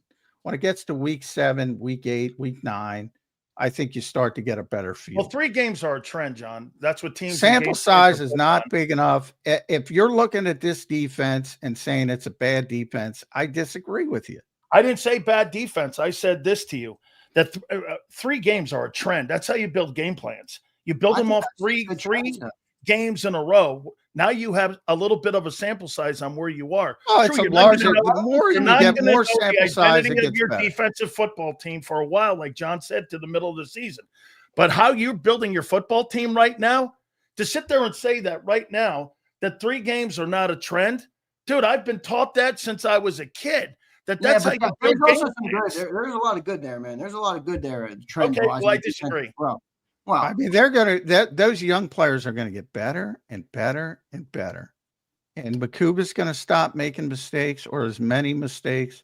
And Campbell's going to start stop making as many mistakes. I'm much more confident in the defense than the offense. That's all I'm saying. Much more confident. I don't know. I don't think I disagree with that. Let's go to Paul. Paul says today's passing game was shut down by Tampa's DBs. The interior of the O-line is not getting the push, and the defense, while good, is still young and making mistakes. That's the reality. Oh, yeah, they made mistakes. Yeah. I mean, that part of it's real. I mean, young guys make mistakes. Hey, it could have been much worse. I'll be honest with you. Quinyon Mitchell could have been flagged 3 times today. Easily. For pass interference. Oh, and Jahad Campbell forced 2 turnovers still. 2 takeaways. Yeah. You know, with this bad, I know he gave up the big touchdown, but that's where I think you see some good. I mean, I'm not saying there's not stuff to clean up, because if you have a different officiating staff on a different day and they're calling everything, it might have looked ugly. You know, if you're giving up penalties on first downs. And so I'm not saying there's not stuff to clean up, but I see a lot more positive defensively than I see offensively right now, which to me, offensively, this team's Jalen Hurts and Jalen Hurts' legs and not much else. Here's where you are right now after 4 games. You're giving up a total of 320 yards in total offense. Passing yards, you're giving up 185. Yards rushing, you're giving up 139 yards. You're giving up 6 yards of play per pass and 5 yards per run. So 6 yards per pass and 5 yards per play. Okay. Well, remember, we've been in the lead for a lot of those games. So it's like, you know what I mean? The offenses are going to try and do what they're going to do. Those teams have come back because you've allowed them to come back because you haven't played 4 quarters of football yet. I don't think it's on the defense. I think that's on the offense, but I hear you. Okay. Janito says the offense is not trusting Patullo. I don't know what that means. I don't know what that means. I don't know what that Here's Orbit Moon. He says we don't blame the players on defense, not Vic. On offense, we blame KP and not the players. That's true. That's true. Just Well, I'm going to hang on that one. Yes. Okay. But I mean, Vic has a long history of demonstrated performance. So, I mean, he deserves the benefit of the doubt. Kevin does not have that. So I get it. But by and large, yeah, people don't want to blame the players. So yes, they like to blame the coaches. I tend to blame the equity players. to what John. Yeah. There's coaches that have equity and there's coaches that don't. Vic gets the equity. Patullo does not. As far as I'm concerned, Vic Fangio should be the highest paid coach in Philadelphia. Bro, his defense makes $50 million. The offense makes $250 million. I told you, I think he's better than Jim Johnson. I mean, it's come on. This guy is a magician. Hey, that's an indictable offense in this town, but I will agree with you 100%. He's you know what? I hear you in that it's not been perfect, but I think you've been a little hard on the defense. I thought they've showed a lot of good things. How about this? You could put him in a conversation with Buddy. Like there's a lot of similarities. He's better than Buddy. Here's why I say that. Buddy's been to 5 Super Bowls, so I don't know. If you can show me another defensive coordinator who more people copied than Vic Fangio, I would love to hear the name. When that many people try to mimic what you're doing, that to me is why I put Vic ahead of everybody else. So you're putting him in the room with Bill Walsh because everyone copies. Well, I'm Bill talking Walsh. Defense. No, I know. I'm talking guys copying Bill Walsh's West Coast offense. Yeah, it's very similar. Yeah, defensively. Okay. Yeah, very similar. Now it's Kyle Shanahan and the McVay Shanahan tree offensively. He's that for the defense. Yeah, Holmgren back in that time. No Patullo tree coming, at least not yet. At least not. That's a fig tree. There's no. But first of all, everybody. First of all, it would be the Sirianni. It's Sirianni's offense. It's Nick's offense. Actually, it would be Frank Reich's tree. I was with you to do that. Actually, it would be Frank Reich's tree. Second of all, no, because Nick has changed from what he's done there. I remember him out in San Diego with Frank out there as the wide receiver coach. Yeah, but Nick went to Indianapolis. Nick sold Jeffrey Lurie on this job because they changed offenses in Indianapolis 3 consecutive years to fit Andrew Luck, which was easy.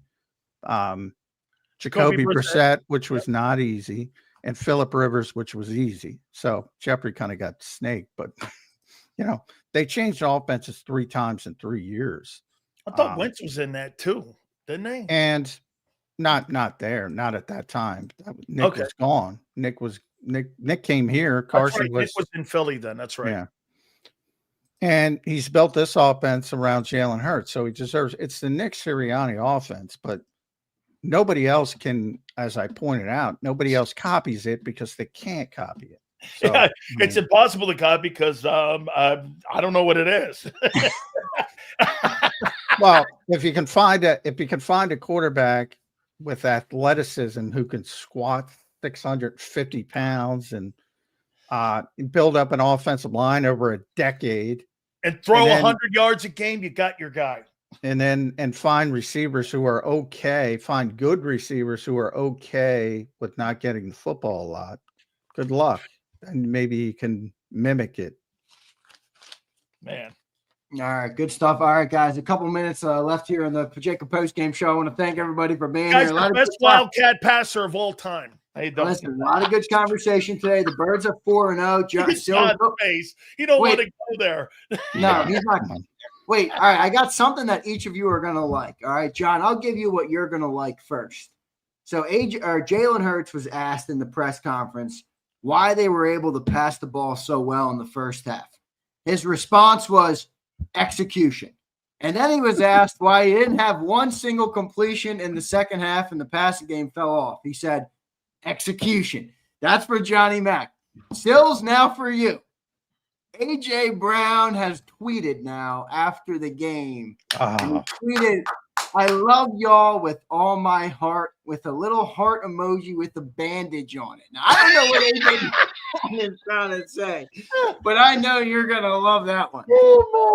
I can't wait for Monday. Monday. He's not talking Monday. He'll talk. No. Hey. There's not a chance in hell that there is one person happy. The only person in the room that's happy is Jalen Hurts. And that's the most important person that has to be happy, is because he's 20-1. The rest of those guys, dude, A.J. Brown, I told you this, John, I said this. I go, by week 6, this guy's going to be reading To Kill a Mockingbird on the sideline. War and peace.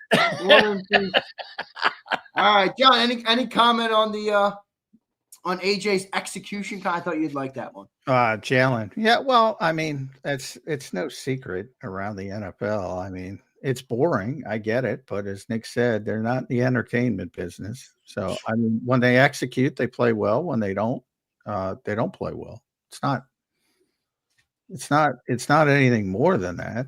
They have good players. The frustrating part is, why can't they execute?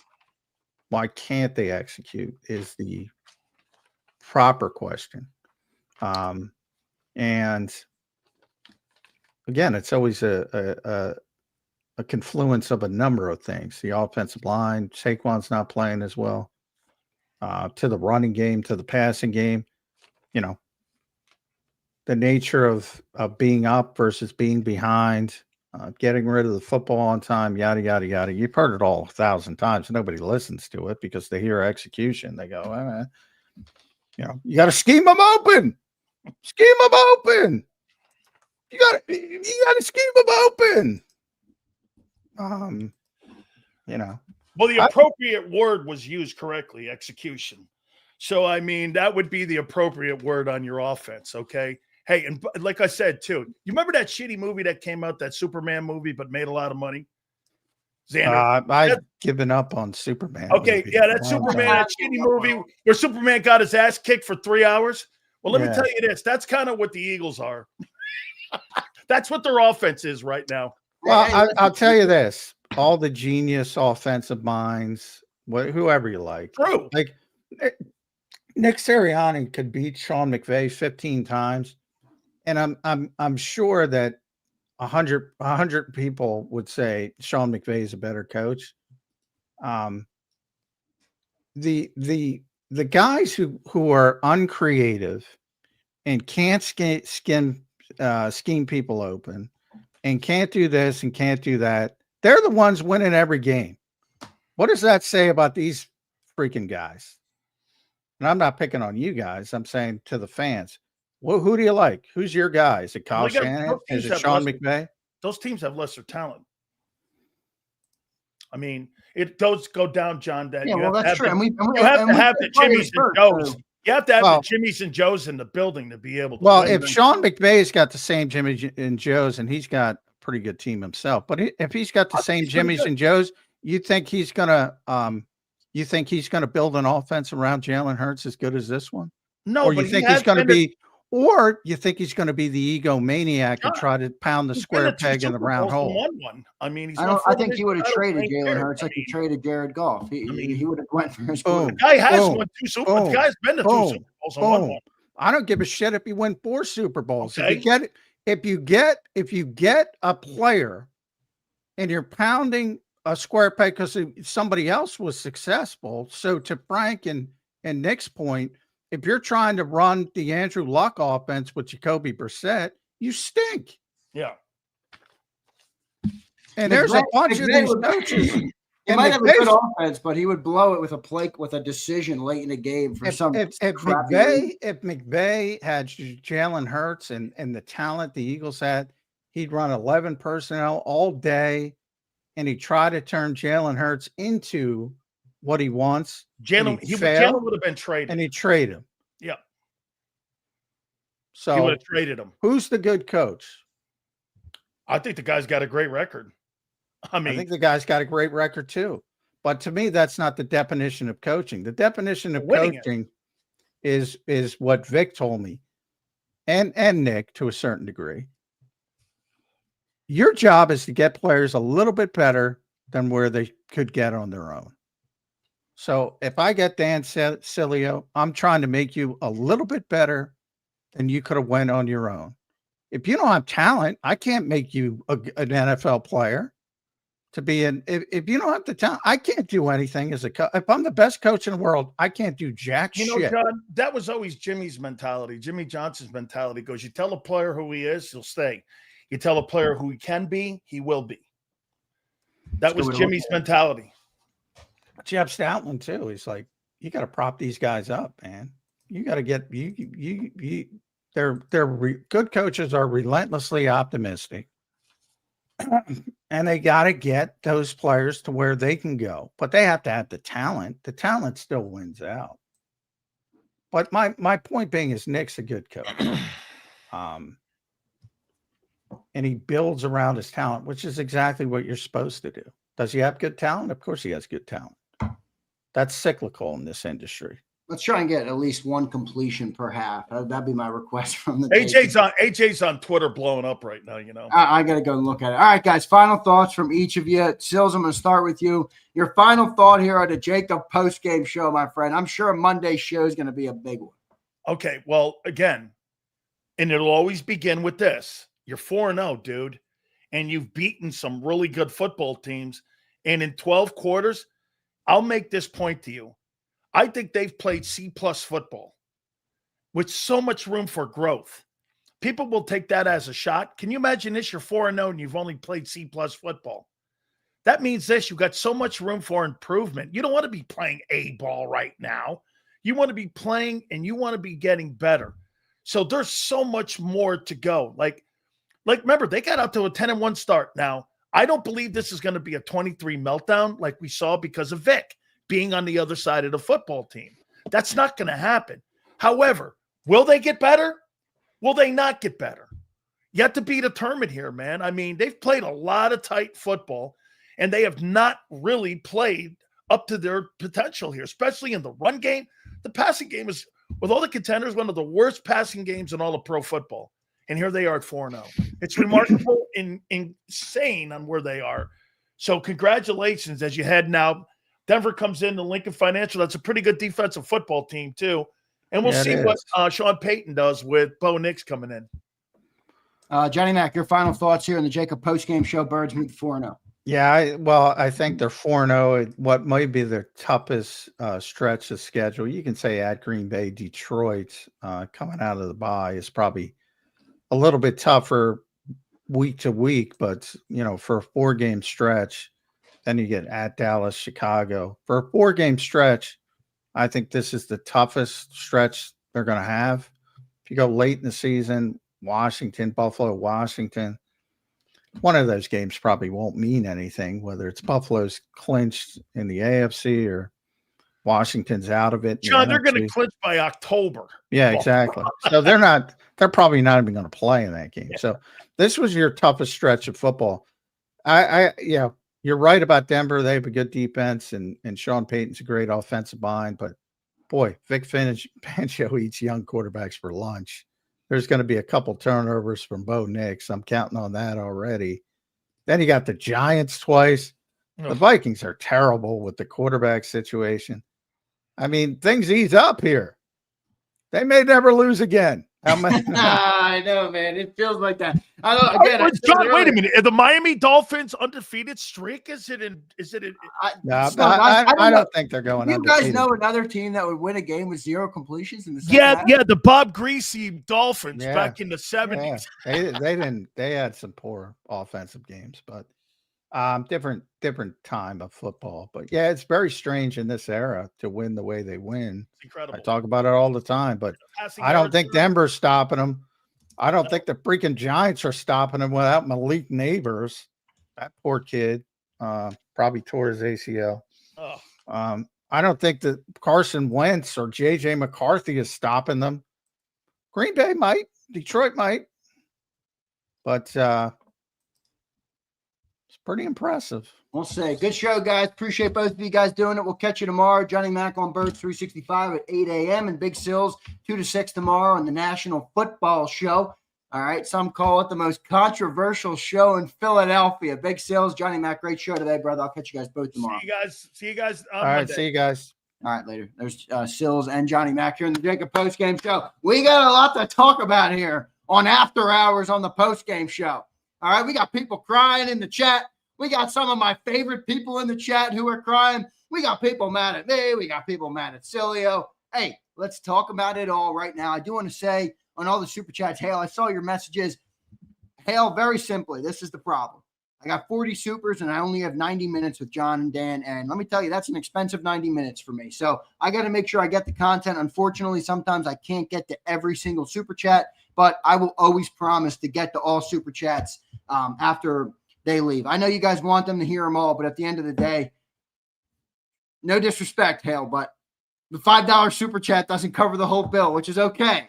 But I'll read it on my time. I can't always do it yet on when they're both on here. Again, I only got 90 minutes. So I appreciate everybody for being here, man. Great show so far today. And the good news is the Eagles are 4-0. You know, today on the show, and I don't feel like I'm crazy. Some of you guys acting like I'm crazy. I don't feel like I'm crazy, but it just feels like we're too good to have 0 completions in the second half. I know we won the game. It's like all the people who say, we're 4-0, Zed, shut the F up. I'm like, I know. What are you, Captain Obvious over here? I also don't think we need to have 0 completions in the second half. I don't think you should clam up. I think you can still play your brand of football while being conservative enough to conserve the lead. That was my only problem with the game today. I don't like allowing that team to get back in the game because I feel like that's what the Eagles did. Now, hey, maybe you point to its only execution. I don't know. Maybe that's fair, but I don't know how from first half you execute 15 to 16. Second half you can't complete a 2-yard route. I mean, I don't know what happened, but that was my only problem with the game today. I don't like to see 0 completions in the second half. I mean, you have 3 and outs. Anybody that watches football, no, 3 and outs is brutal for your defense. I mean, 1 3 and out is brutal for your defense. 1 3 and out is brutal for your defense. You're talking about 5 straight 3 and outs in the second half. We're lucky we got a young, healthy defense, because, hey, they deserve a big tip of the cap. That's probably the biggest disagreement I have with Dan right now is the defense. The defense is great. I think this defense is way ahead of schedule. I think this defense is in position to be one of the best defenses in football by the end of the year. Now, they're not there yet, but, I mean, shoot. I know Jahad Campbell got beat, but do you see the plays he's making? I know Makuba got beat, but again, he still looks like he's going to be a good safety in this league. You got Cooper and Quinyon. How about Quinyon Mitchell? Quinyon Mitchell is a beast. I mean, I bring up Quinyon. This is where sometimes you guys got to realize I'm in the middle of 2 curmudgeons. I mean, I bring up Quinyon Mitchell.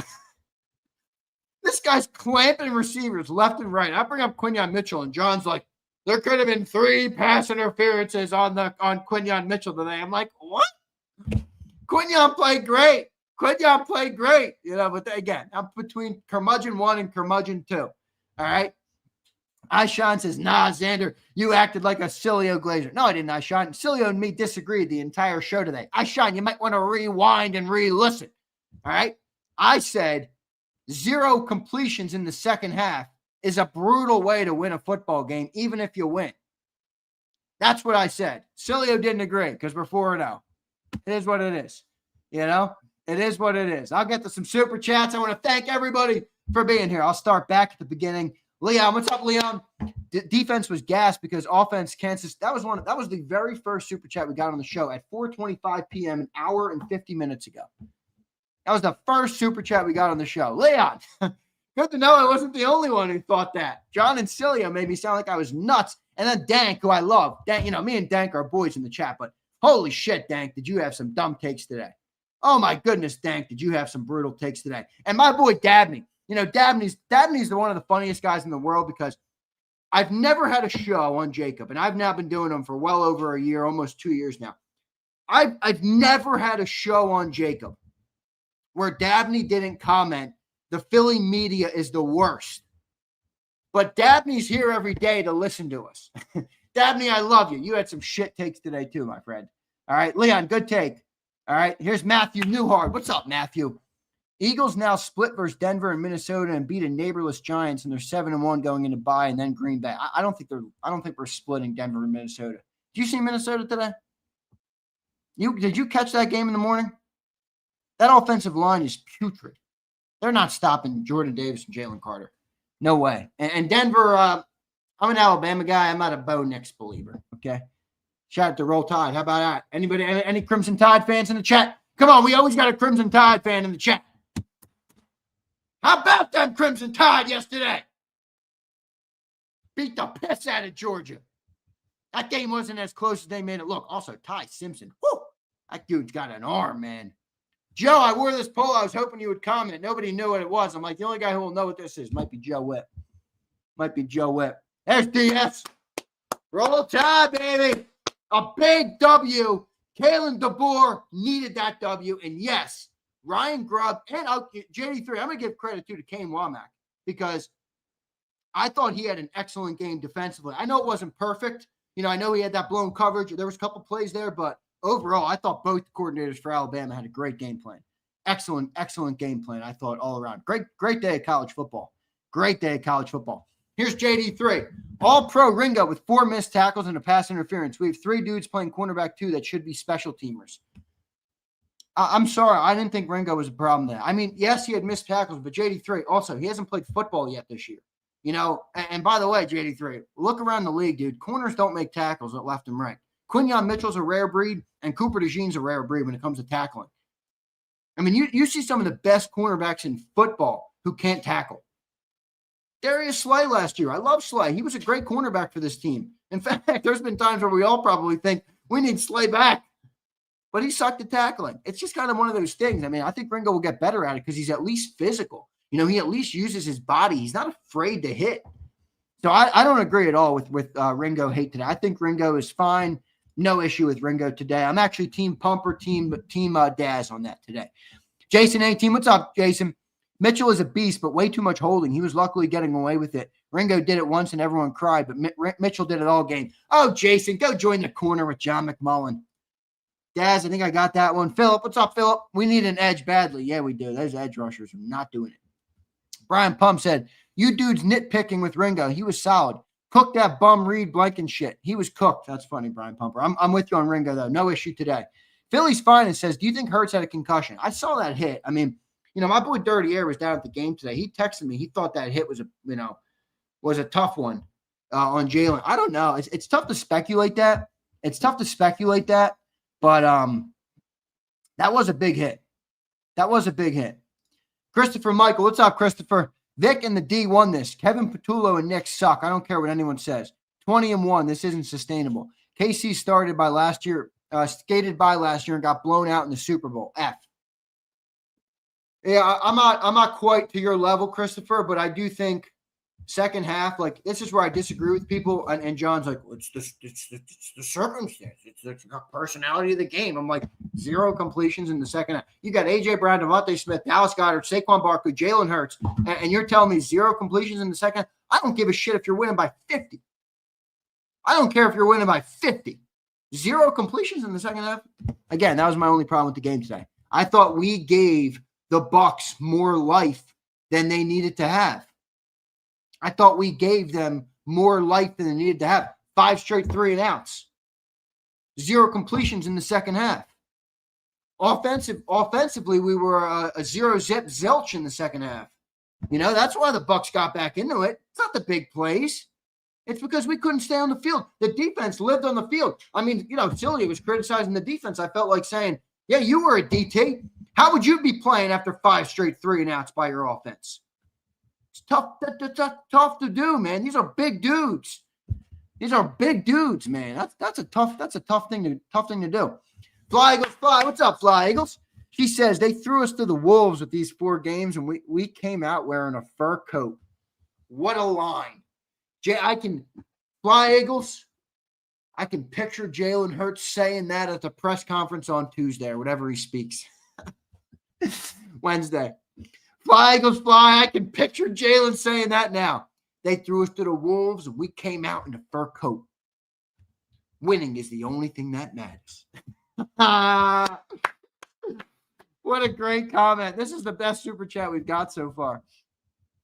Wasn't pretty, but there's time to make it pretty. Go Birds. Great super chat. I love it. I love it, Fly Eagles fly. Great stuff. Almighty Lambo says, first half had me thinking we may go undefeated. Second half had me calling for Sirianni to get shit canned. Almighty Lambo, while a different feeling, I felt the same way. All right. I didn't want Sirianni to get shit canned, but I'm like, whoa. What happened? What happened? You know? I don't know, but apparently I'm nuts for that. You should have seen the comments in the first hour. I'm like, holy crap. Eagles fans are so mad at me for saying, did we need to have 0 completions in the second half? And again, none of you has said anything that would convince me that I'm wrong about that. 0 completions in the second half is egregious. Philadelphia. Zander said, I don't care about the win, but what's up with the target? That's not what I said, Philadelphia. Yo, Philadelphia, clean them ears out. You got wax seeping out of them. You got wax. It's oozing out of your ears. Are you listening, Killa? Are you listening, Killa? Or are you waiting to make a point in the chat with 48 emojis? Come on, Killa. That's not what I said. I said the offense never needs to get to a point where you have 0 completions in the second half because it allowed the Bucs to get back in the game. It allowed the Bucs to get back in the football game. We don't got to play that way, Killa. All right? He says, I'm just joking. I know, Killa. I love you, brother. I know. I love you, brother. Here's Dank. Thanks must be mad at me. So what now? What, Zander? I don't know what you mean, Dank. I don't know what you're talking about, Dank. All I know, Dank, is you had some shitty takes today, Dank. Holy mackerel, Dank. Let's keep rolling. Here's EZLN. John, please ask Petula what the F his problem is. Great super. Cheapskate Coin says, I put money on it. Nakobe will play next week. I don't know, dude. Jahad Campbell's a beast. Jahad Campbell's a beast, man.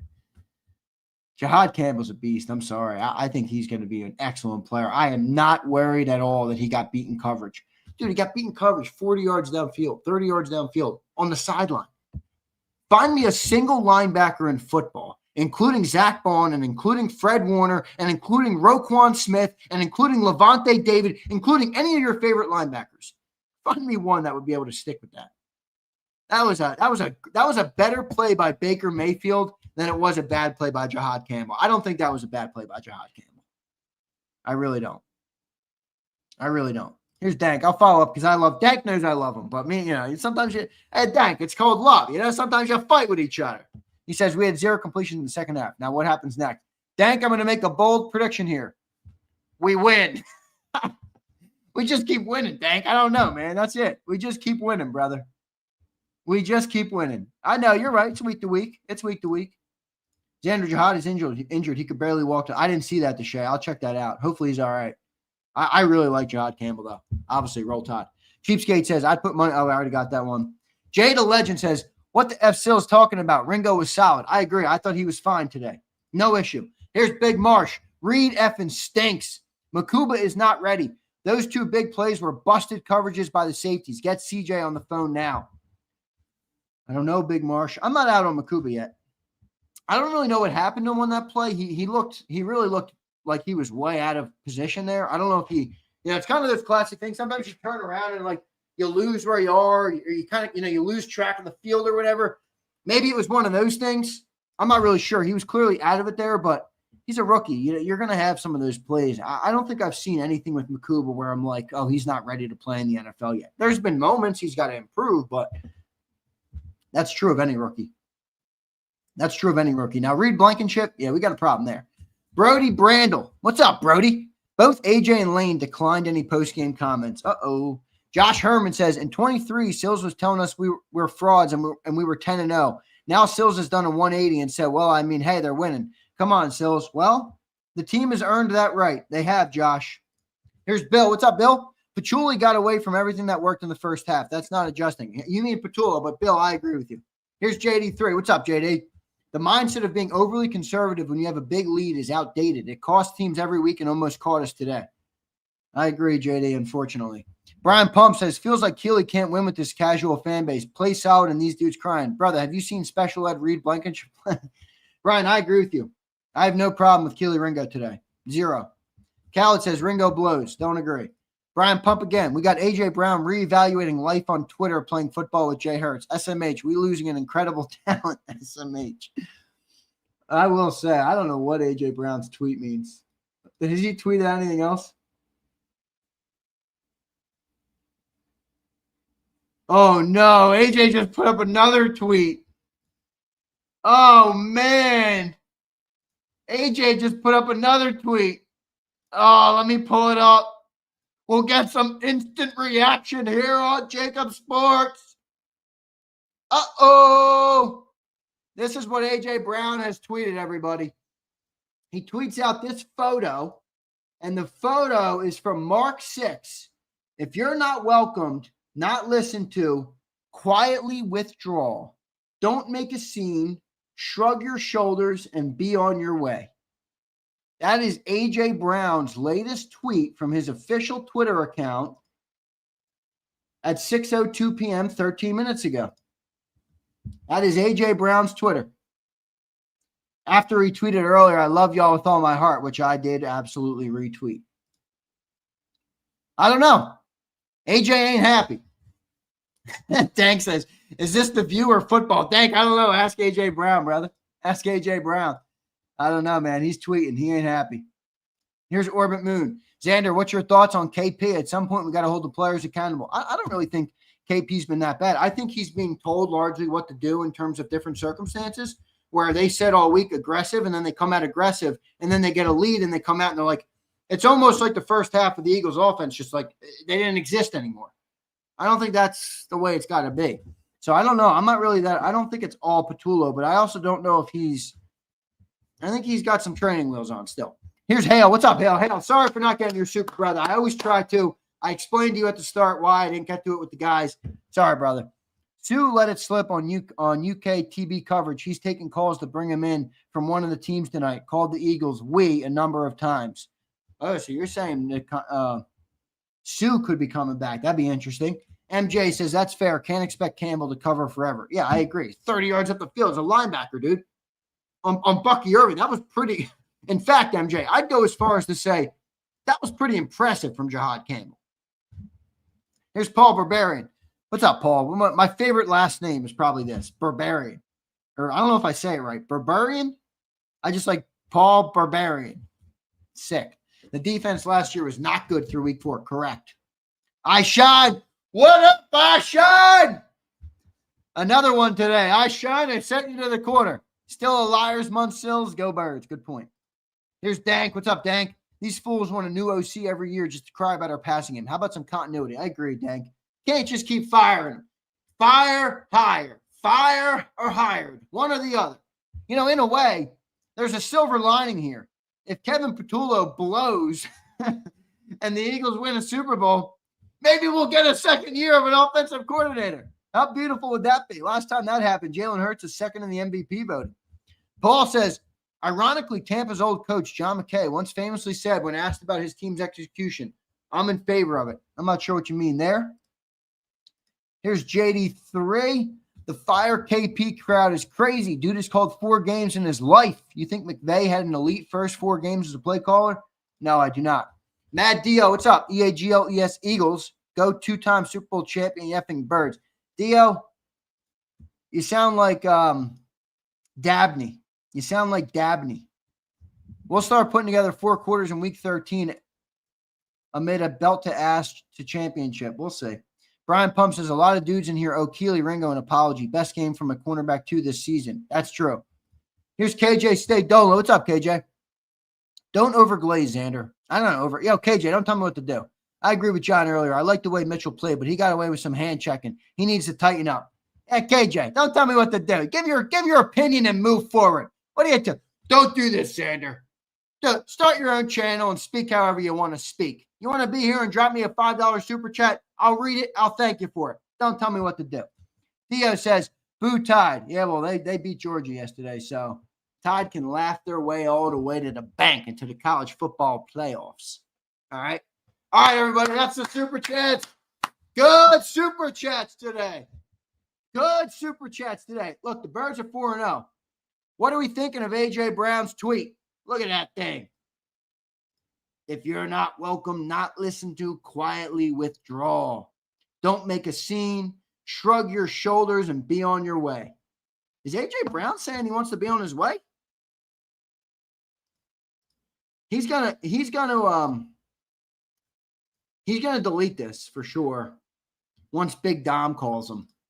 Big Dom's gonna be like, yo, AJ, can you delete those? And AJ will be like, sure, Dom. Sure. You know. What is AJ worth in 25? Well, in this offense, I don't know. You could argue that. I think he's still one of the best receivers in football. All right, here's Anton, the optimistic Aussie. I don't care about AJ's tweets, Big Z. Means nothing to me. Hey, well, Anton's, I say the optimistic Aussie. He's honestly right because last time AJ was bitching, we went on and won a Super Bowl, so might not matter. But, Anton, I think eventually the pressure in the pipe will burst, though. You know what I mean? Like, your best player on offense isn't happy.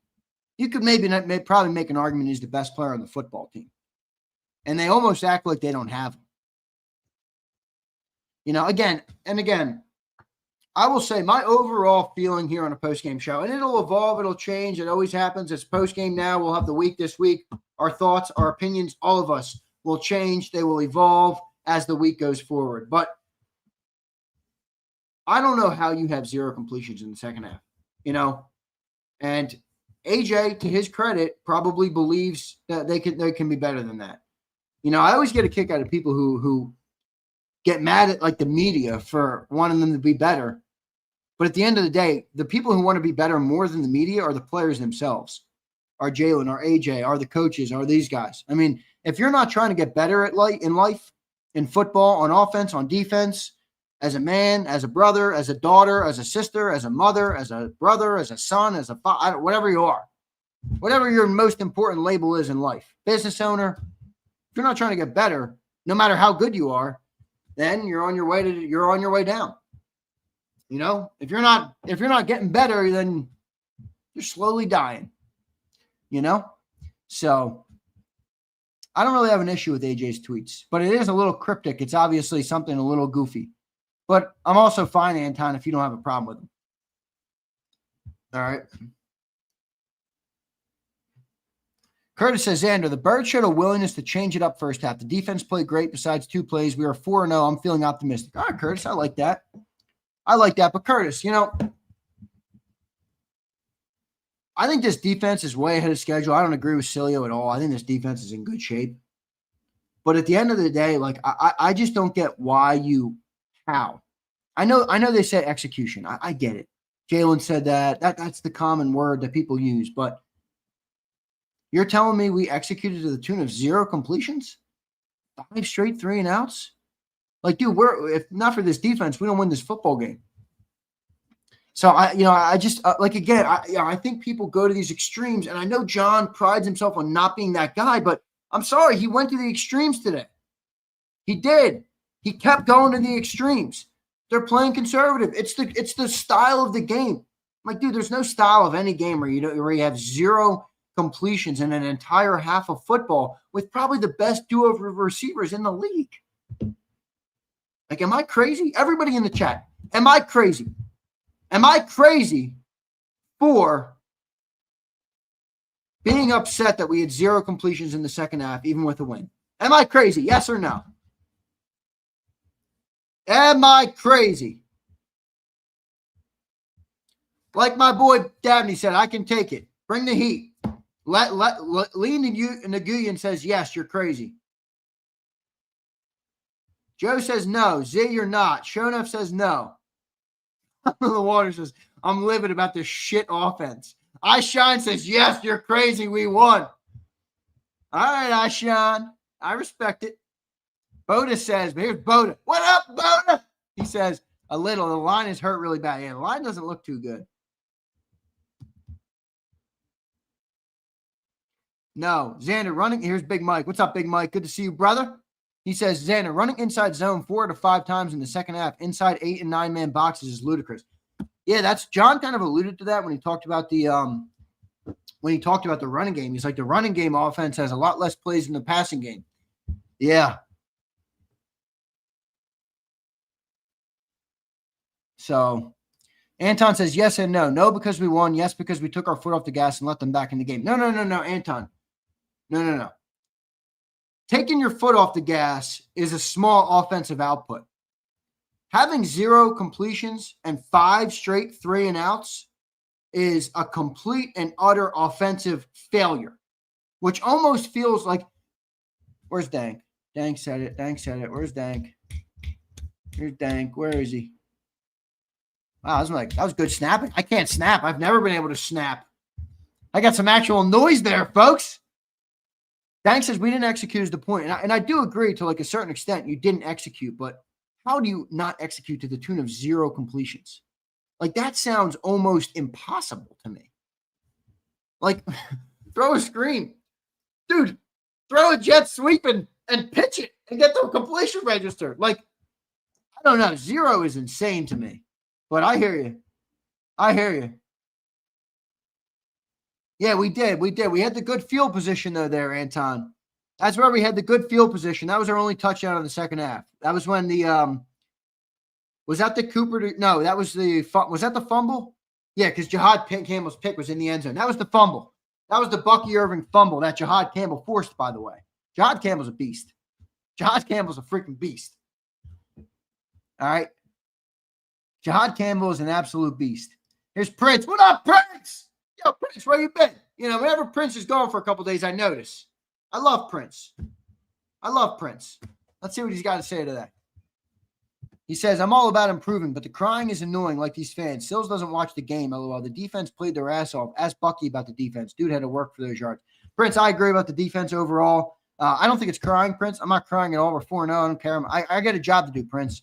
Just like whatever you do that pays your bills, you go and you do it. You know, I got a job to do. My job is to talk about football and create a channel that reaches an audience of people. The audience of people watching is ultimately the reason that how I put food on the table.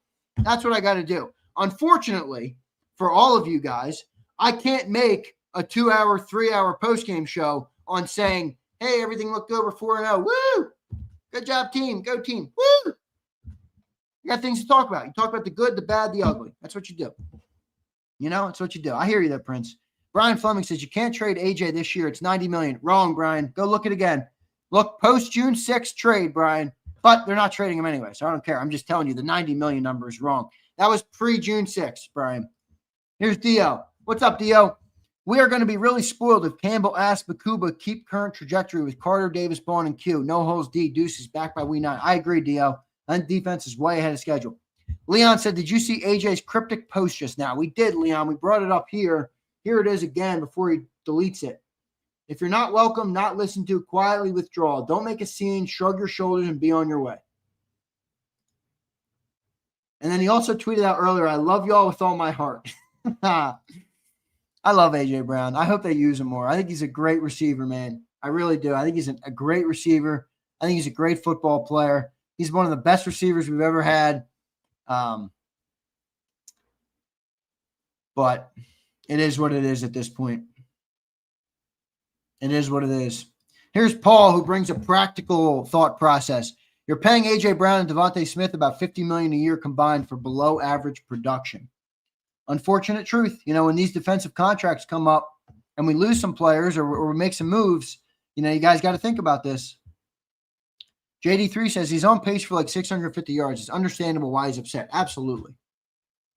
Absolutely. As a talk show host, I'll give you guys some inside baseball. As a talk show host, I appreciate him going to Twitter because it gives us stuff to talk about. Look, that's what I do. I just got done telling you guys that's my job. It's what I do. It's how I make money. All right. As an Eagle fan, I wish you didn't go to Twitter about it. I get it. Some part of me feels like maybe he feels like he's being muted, being silenced. He's not being heard, and maybe that's why he tweeted what he tweeted. So maybe his only avenue to get heard is to go to social media. Maybe that's what it is. But Prince, Prince, you're gonna have to tip your cap to Frankie. This is pretty funny. Prince talks about crying, and he paid for a super chat to cry about the crying. That's pretty funny. That's pretty funny. Brian, I actually thought it was $26 million post June 1. Let me pull that up real quick for us. I have Spot Track Premium.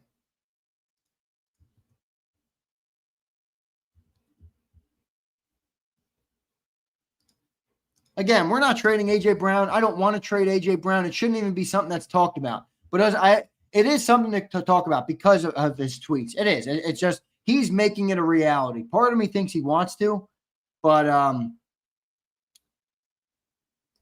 let's see. Let's pull it up here. You go to A.J. Brown. You're on his contract. Here's 2025.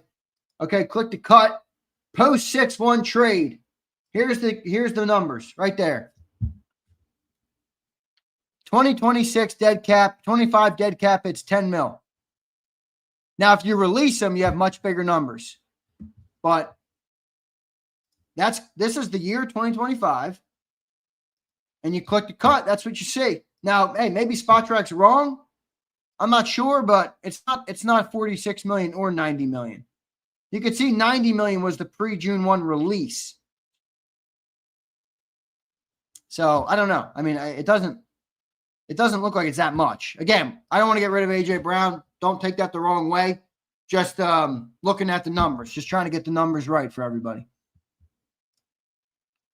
Paul Mancini says self-motivation seems to be lacking. Motivation is not the right thing to build a life on or an offense on or anybody in their life if they want advice. Don't build it on motivation. Motivation comes and goes. Discipline is what you need to deliver day in and day out. Discipline over motivation.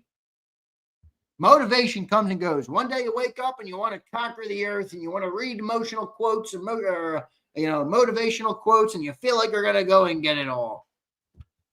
Discipline is what keeps you going. But to your point about the Eagles offense, I'm not sure what they're doing right now. Here's Twizzler. I'm sure Twizzler's crying. Twizzler has become Twizzler. I hate that. You're like M. Reyes now, dude. Twizzler and M. Reyes sitting in a tree. These two are the same.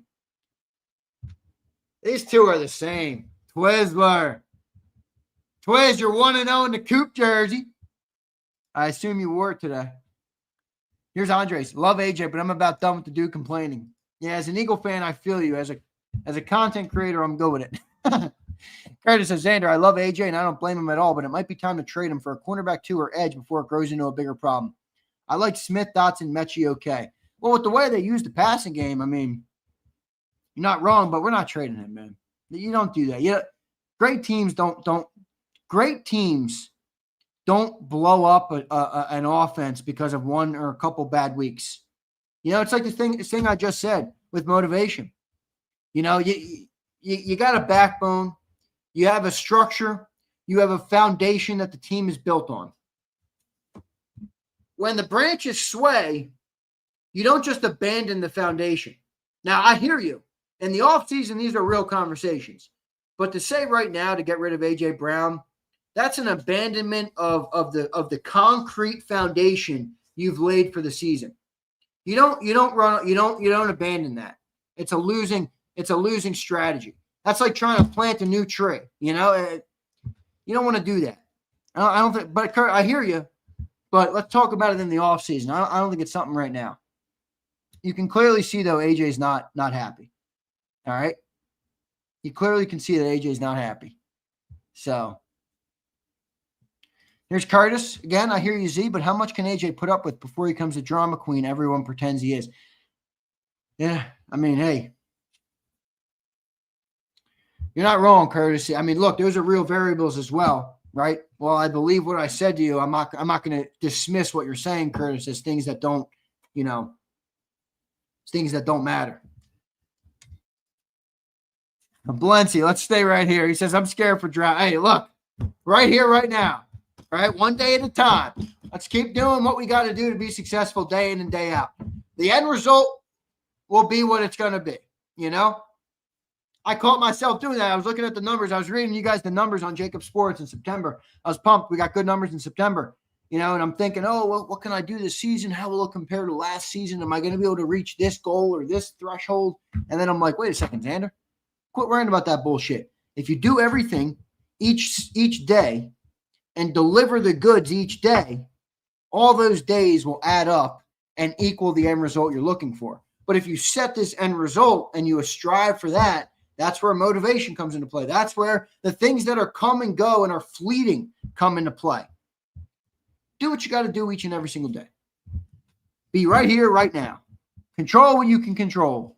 Control what you can control. So, all right, everybody, it's time for the post-game show. Let me take a quick commercial break. And when we come back, we'll get some great people from JAKIB Nation. I only have about 40 minutes. I got till about 7:15 Eastern tonight. I got a lot of things to do, folks. All right. I love all you guys. Thank you for being here. All right. Hit the like button. We're going to take a quick commercial break. And for anybody, by the way, who hates my commentary today, for anybody who says that I'm stupid and I'm a numbnuts for wanting more than 0 completions in the second half, you're more than welcome to join the show and talk to me about it. All right.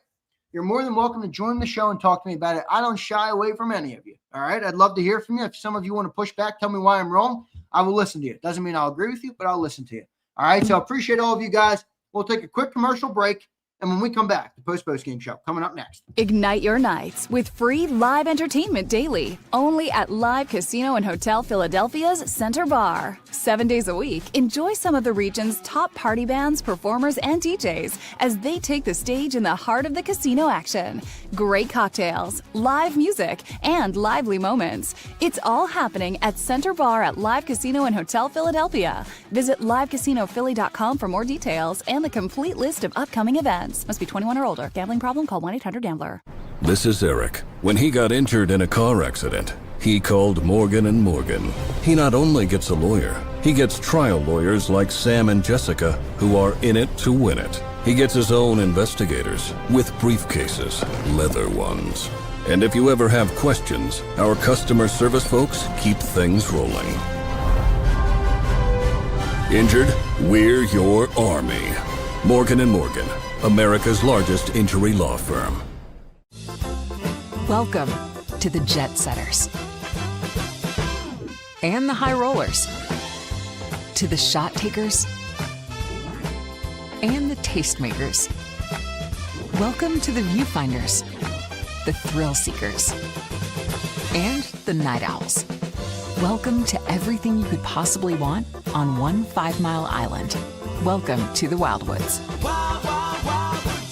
Book your stay today. In our hometown, we all look out for each other. We go the extra mile to lend a helping hand. We step up to keep our communities going strong. And at Independence Blue Cross, we're here to keep you going strong. We've been deeply rooted in our communities for more than 85 years. And that connection to members has earned us our spot as the #1 health insurer in the region. So while you look out for your neighbors, know IBX is always looking out for you. He's blocked well and tries to cut through the middle. Oh! Your gut says Miami is going to win, and you should take the over. Your gut also said your NFT selfies would only go up in value. They didn't. But your head is on Sports Grid and knows the QB is in concussion protocol. The backup has a 45 QBR against the zone coverage. The New York D has the most sacks in the league. So yeah, trust your head. It's smarter to be on Sports Grid. EAGLES, Eagles.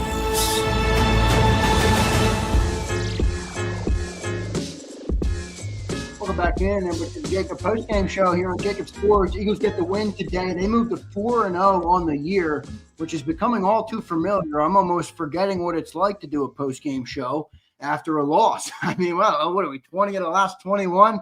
When's the last time we lost a game? I think it was the Commanders game last year. Jalen didn't even finish that game. And then before that, I want to say it was week 4 or week 3, one of those two. So Eagles are cooking right now, 4-0. A game today where, in a similar fashion to last week, you get the highs and the lows. First half this week, I mean, I came on the halftime show and I'm like, boy, this is what we look for. When this team plays and clicks on all cylinders, they look damn near unbeatable. First half, you got great defensive performance, great offensive performance, great special teams performance, and then we're winning 24-6 at halftime. You come out in the second half, you take on this conservative approach. They can't complete a pass. Defense gets beat a little bit more. Why? Because the offense can't move the football. So you saw a little bit of everything in today's game. But the one thing that remains true is that the Eagles just win. They just win football games. They keep winning football games. And if I had to guess, they're going to continue to win football games. They are 4-0 on the season right now. So well done for our Philadelphia Eagles. I believe the final today was 31-25. Jalen Hurts was 15-24 for 130 and 2 touchdowns. Now, the thing I don't like about that, and I've said it all show here, he was 15-16 in the first half, and he ended 15-24.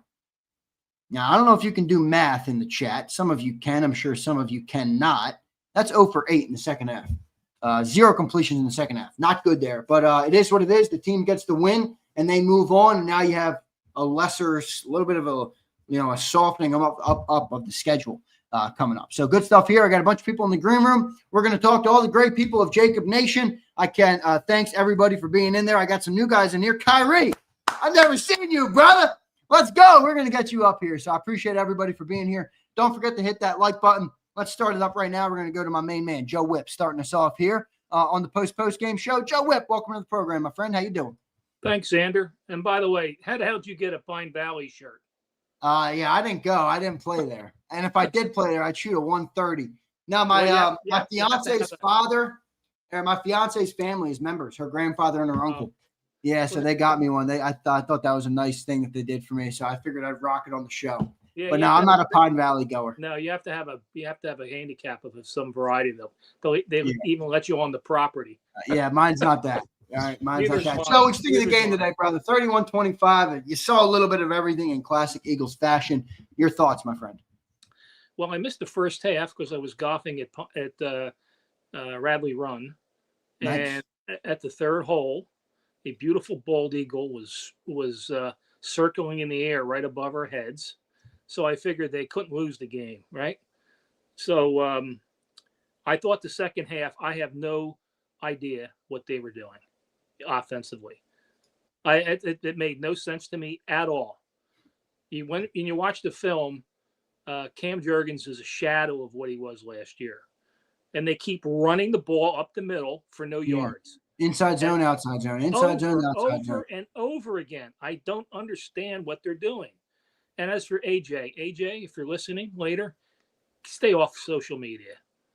It's not good for you. Okay. I know, but I'm thinking, Joe, that doesn't feel heard. Now, again, you're right. Doesn't mean you go to social media, but that's one of the things of the youth today. You know what I mean? Like, he's a younger dude. He might feel like, hey, I've been saying this week in and week out. I've been giving you subtle cues, and we're still not doing what we need to do to be successful week in and week out. Now they're 4-0, so I don't know. I just think you're going to see more of it, as much as I agree with you. I'm going to watch the first half. I haven't seen that yet. First half was a thing of beauty. Wait, so you only saw the second half today? I only saw the second half. Well, you must be like, what the fuck are they? Yeah, well, second half is putrid.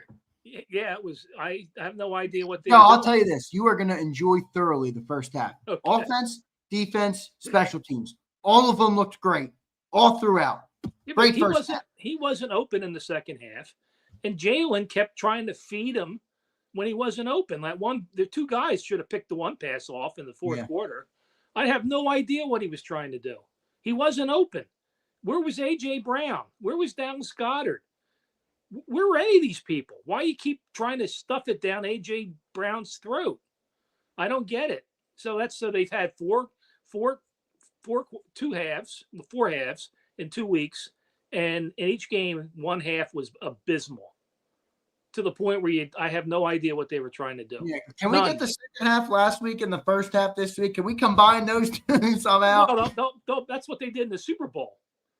That's like the Super Bowl. But and look, I think there's a fair thought process of like maybe they are building toward that again. It didn't unleash last year until the end. Maybe. I just don't understand the offensive. I mean, I saw Saquon interviewed in the locker room after the game, and he said, we don't have an identity. We have to establish an identity on offense, and I don't see it. And as for people giving Jahad Campbell a hard time for that touchdown, I mean, come on. I mean, that was just a great like I play. said on the show, find me a linebacker in football who's making that play. No, nobody's making that play. That was a great play by the quarterback and Irving.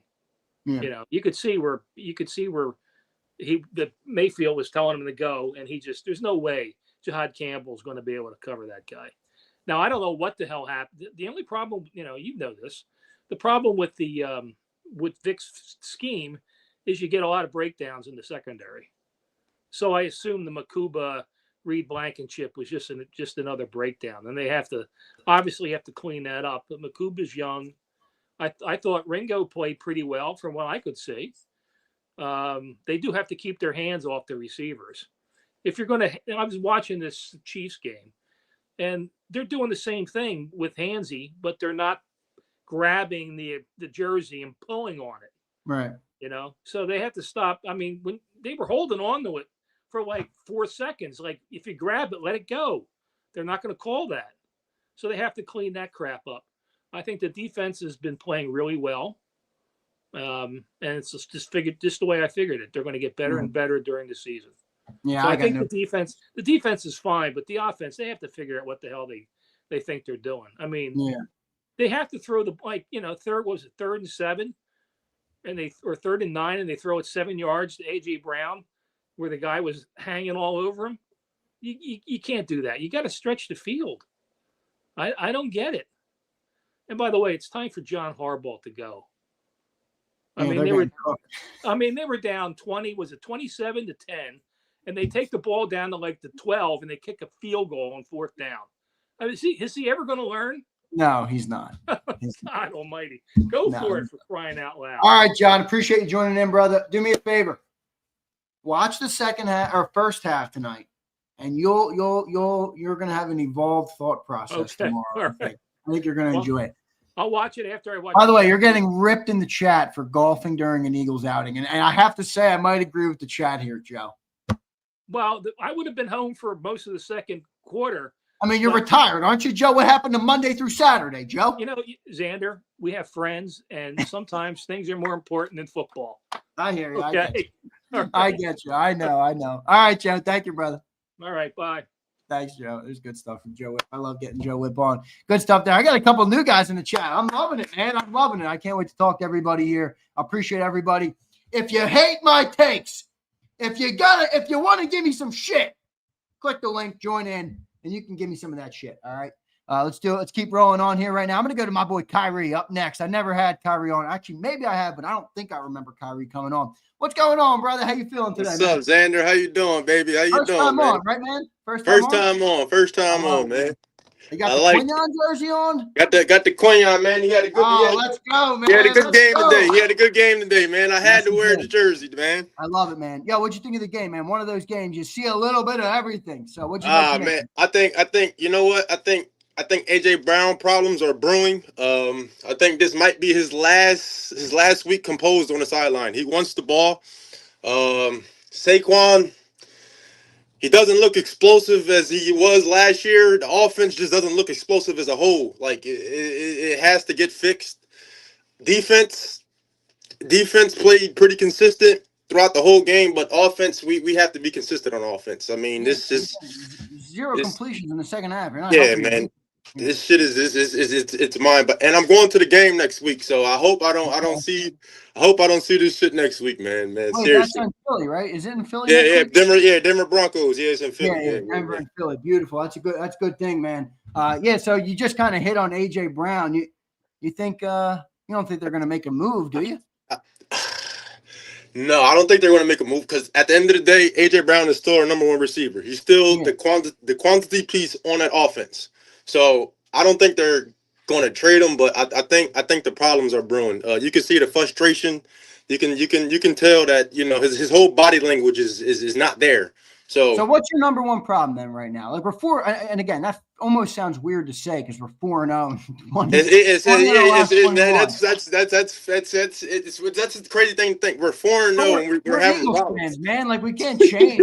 I got shit to think about. What do people want from me? We're 4-0 and we're still having problems, but it's good problems. So it's not like we're fucking searching for answers. It's good problems. I believe the offense is going to find their way, but it has to. My main concern is getting the ball to AJ. That's my main concern. We need to give AJ the ball because you seen what happened. Opening up for Saquon too, dude. I really do. Yeah, I mean, you seen what happened last week. Like we gave AJ Brown the ball, the hole started opening up for Saquon. So I mean, we have to get AJ involved. Smitty, we just have to get these receivers we got involved. I mean, it'll be a much complete offense with these two involved. I agree. Kyrie, I'm going to ask you to show off your ring you're rocking. Oh, yeah. You see it? You like it? Hold on, I got the wings popping out too, baby. Is that a from the store or something? Nah, my girlfriend got it for me for my birthday, so she wants. Oh, that's extra. I love it, man. She will tell you where I got it for. In return. Holy yeah, man. All right, Kyrie, good stuff, man. Appreciate you. Yes, Zander. It was good. It was good meeting you, Zander. And I'm gonna be back next week. I'm gonna be back next week. I hope you come on every week. Thank you, man. Yes, sir. All right, thanks, brother. There's Kyrie, first time on. Love getting new people on here on JAKIB Nation. Gotta love it. Good stuff there. I still got about 5 people left. We got all of our usuals and one more new. And we're gonna go to the new guy again. We got Sean H. I don't think I've ever had Sean on. He joins me right now on the JAKIB Postgame Show, rocking the Guinness shirt. What's up, Sean? How you doing, brother? Zander, I've been listening for a long time, so from Sydney. So it's pretty early over here. It's 5 a.m. I only saw the second half, similar to Joe. But it's the defense. Defense is carrying the team. I'm just loving watching the defense, and the offense is kind of it's kind of predictable. They're always running on first down. So, but I love the defense. It's awesome. Yeah. Defense is playing well, but what's the concern level 0 to 10 on offense, Sean? They're just building 4-0. You can't argue with the results. So the concern's up there, and people are saying, is this sustainable? Who knows? We'll find out. As long as they stay healthy, I'm just worried about injuries on the defense. If the defense doesn't stay healthy, then it's definitely not sustainable. I know, and you're seeing some of it too pop up. Jalen Carter's holding on. Obviously, you got to stay healthy, and Eagles do have some injuries here early. All right, brother, good stuff, man. I'm going to tell you the same thing I told Joe Whipp. You got to go and watch that first half. I know it was like 1 in the morning. I definitely will. I got to start work soon, but I'll watch it after work for sure. And keep up the good work. Love the channel. Love you guys. And shout out to John. Please don't get him too angry this week. I'm feeling like I got to get him angry this week. Sean, good stuff, brother. All right, bye, guys. Thanks, Sean. Good stuff, man. Sean H. Anton, somebody's coming for your crown, Anton. The optimistic Aussie is in danger. He's in danger. We got another Aussie joining the show. Wow. Good stuff from Sean H. I love it. Great stuff all around. Appreciate everybody for being here. Hit that like button. Let's keep rolling. We'll follow one Aussie up with another Aussie and go right to Anton and get our Aussies done for the day. What's going on, Anton? How you doing, brother? Pick up to Sean H. I gotta start off with that one. Aussie. I'm not even a real Aussie. He's a real Aussie. You hear that accent? Yeah, he's a real Aussie. You're a fakie. Where are you No, from? I just live here. You're know? tough. But, You're like, you got like Dodgers hats on one week. What are you wearing now? Arsenal, Eagle. Did you say you're like a Milwaukee Bucks fan? You're like all yeah, over. you got it all, Xander. You know what? You pay attention. I'll give you that much. You know what? I do. I remember shit too. You do. Bro, what is with all, like, can I just start off by saying this? I feel like I'm always the one who's like having to like reel us back in. Guys, remember the whole narrative that the Eagles can't win in Tampa? And you know how a lot of us kept saying, well, wonder what it would look like if the Eagles were fully healthy going into Tampa. 31-13 in the third quarter is what that looks like. And I got to tell you, Zander, you are not crazy. I myself, I know I talk a lot of in the chat, but I'm just basically just saying that for fun. I myself was concerned with 0 for 8 in the second half from Jalen Hurts. So, Zander, don't worry. You don't have to check yourself into any sane asylums quite yet, all right? No, I won't be doing that. Never. But, dude, like, I don't get. What are your thoughts on AJ Brown's tweets? Here are my thoughts on AJ Brown's tweets. What's your ambitions in life? Is it you're a Super Bowl champion? They paid you, so clearly money isn't your issue. So what you want? You just want, like, today you got 9 targets. It maybe at some point, maybe I don't know. It's up to you to perform. Like, what's your problem today? I still don't understand what's his problem today. I don't know, man. I don't know if this is on. It's weird. Don't you think that's weird? No, I hear you. Everything you want in life. You're asking questions that are one, vary by each man, and two, it's. I'm not going to challenge AJ in that regard because championships are what fans strive for, and players too. Don't get me wrong, players too. But at the end of the day, every man has a different metric for how they want to quantify their life or find meaning in their life. If AJ Brown doesn't feel like his skill set is being utilized or he's making the most of his time in this league or on this earth or however AJ views it, I don't know, he's a very deep dude, then I'm not going to challenge him on that. I'm just going to look at how it's going to impact our football team. You know what I mean? Like, I don't know, but just the grass isn't always green on the other side. Like, you might be utilized for the Houston Texans and not make the playoffs. And like, yeah, but maybe AJ wants to be remembered maybe as a great receiver, you know, and fair to him. He will. He already is, in my opinion, one of the 2 greatest receivers in Eagles history. Of 850 yards or 900 yards. He will not be remembered with the greats of the game. He will not. I know we don't care about stats because we're Eagles fans. But at the end of the day, the history books in this game are written by the stat numbers. The contracts, except for the Eagles, are largely paid on stats. The Hall of Fame, we have Jason Cole on every week. The Hall of Fame is established by personal and individual accolades. He's missing out on a lot of those accolades. Yeah, but in terms of the Eagles, I hear you. You would like to see a sacrifice of self and for the team, but at some point, you gotta. But in terms of like his Eagles legacy, he already has the single best receiving season in Eagles history. He also broke the record for the most 100 yards games in consecutive, he also like had like 3 games in a row where it was like lore is different than NFL lore. But but you know what? For me, I'd rather it be Eagles lore because you're winning. Also, you're in probably the greatest era in Eagles history as well. Like when people remember Jerry Rice, I don't know about you, but I remember Jerry Rice because he was a serial winner. He can hold up his hand and he's got tons of rings on his hand. I appreciate it, and you're right. Jerry Rice was a serial winner. But let me just debunk your narrative. I know you're gonna throw out stats, and that's where you and I differ. I mean, that's not a good comp, dude. It's not a good comp. I mean, he had 1,200, 1,100, 1,800, 1,500, 1,500, 1,500, 1,500, 15. He had 5 seasons of 1,500 plus yards, and 5 more of 1,000 plus. AJ's got 2 years above 1,000 yards. Yeah, I mean, look, that's where you and I differ because I don't care about like for me, it's like Tom Brady. No, I don't care. I'm with you. Tom Brady never led the NFL in passing yards once in his entire career. Can you believe that? Again, another bad comp though, dude. Tom Brady. Tom Brady. No, but you're not getting the point of what I'm saying. I am, but you're going to the extremes to create your point. That's what I do, Zander. I go to the extremes. Nah, man. You're going Tom Brady and Jerry Rice, the greatest quarterback of all time and arguably the greatest receiver of all time. So what do those two people have in common that A.J. Brown will not have with them if he leaves? I don't know. Look, as an Eagle fan, I hear you. I'd wish AJ didn't care, but he does care. And I'm not going to knock him as a man for that because I understand. I understand it, you know? Yeah, I don't know. Look.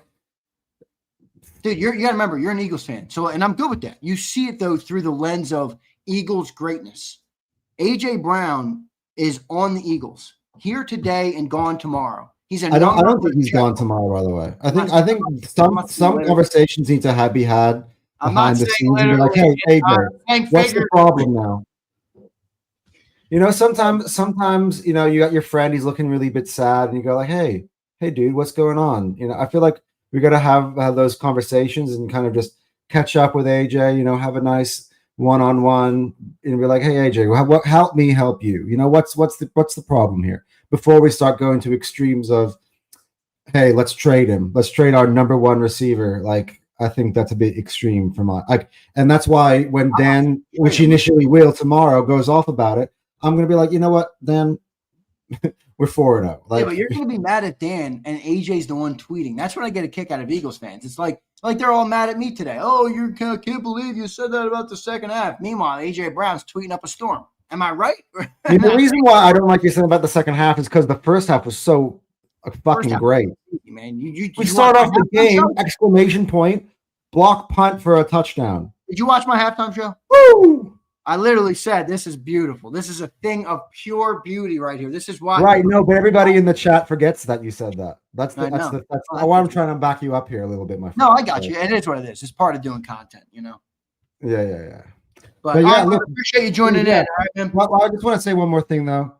4-0, but those 4-0 is like, okay, you got your biggest rival, you got the team you beat in the Super Bowl, and you got the two teams that are meant to be your biggest contenders in the NFC. The season's only going to get easier from here. So, yeah, that's me out.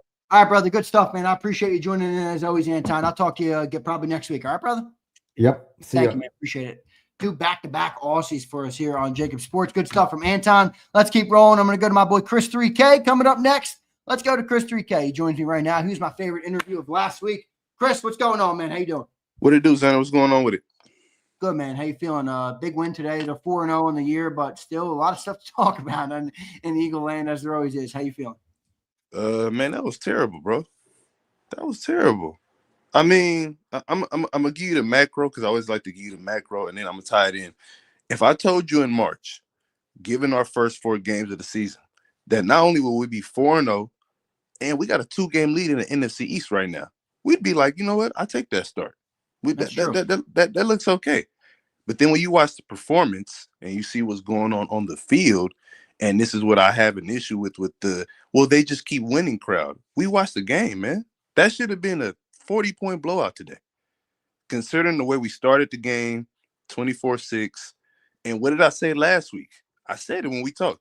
The highs can't be that high and the lows that low.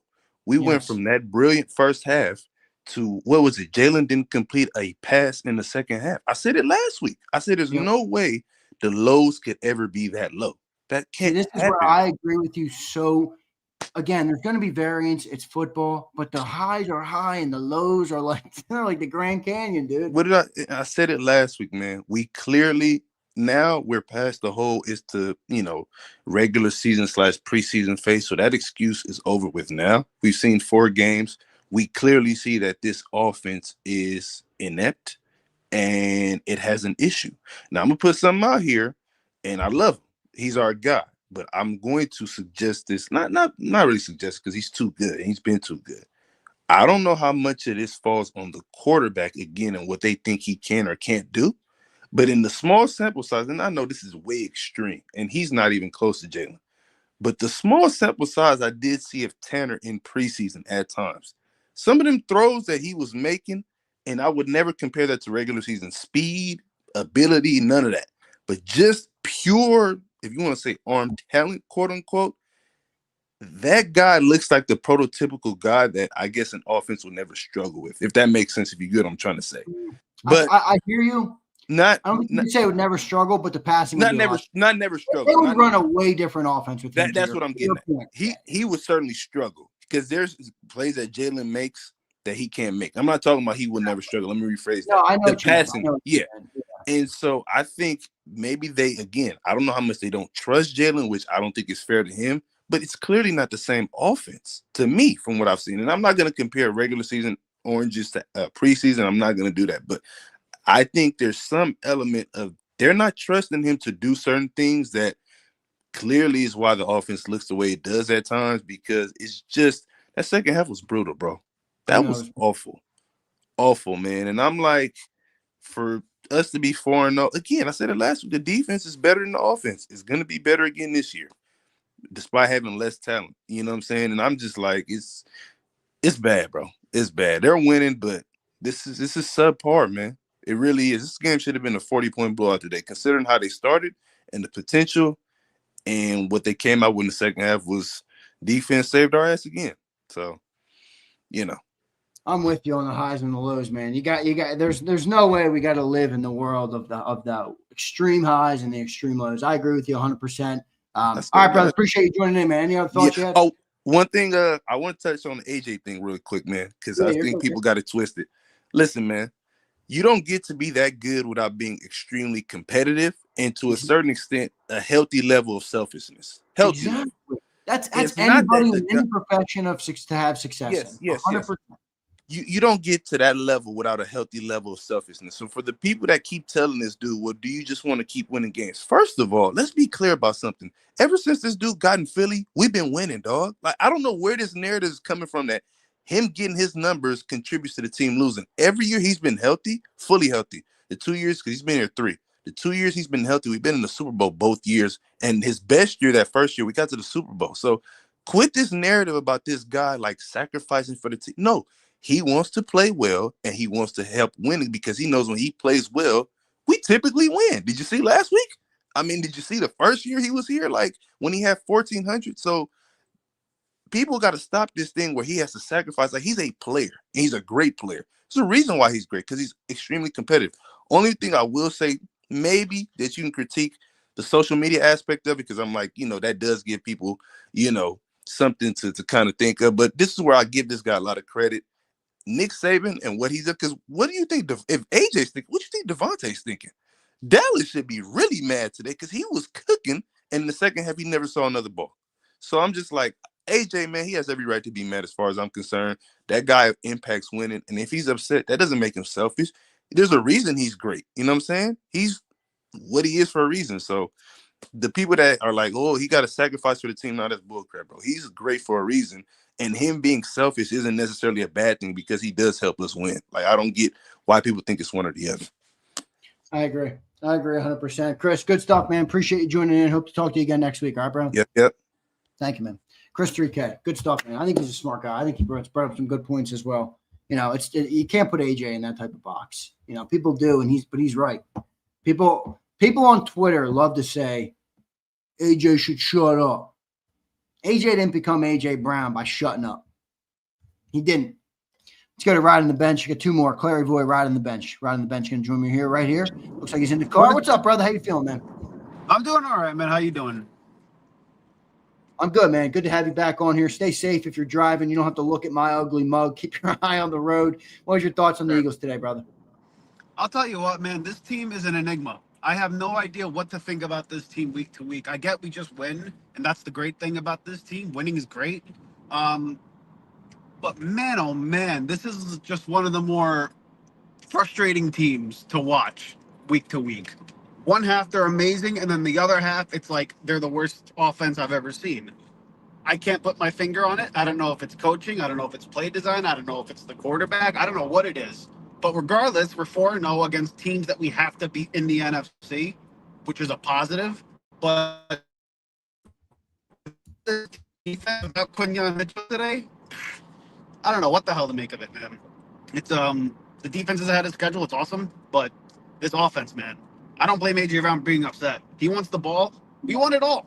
You want it all, man. You leave meat on the bone, and we shouldn't because we're too good of a team to let that happen week to week to week. I agree. So I agree 100%. What do you make of the tweets and stuff? All good with it or normal? What do you think? I think it's normal, man. I'd be frustrated too. You're telling me that you're one of the best receivers in all of football, and you can't find a way to complete a pass to me. And I get he gets targets and stuff, but I feel like the targets we give him are always in the same fashion. I don't think we find any creative ways to get him the ball. I think the offense maybe is just too simplistic, and maybe that's by design. I get it, but you're seeing guys getting the ball in all these different ways to make an impact on the game. And listen, when he's on the field, when him, DeVonta, Saquon, and Jalen Hurts play a full game, I don't think we've lost a game in this era with them. But I'd be frustrated too if you pay me big bucks to make an impact on the game and I can't showcase my skill set. That would be like you being on the big network that you want. You're at JAKIB and you have amazing skills as a broadcaster because you're one of the best out there, and you have a muted mic every week.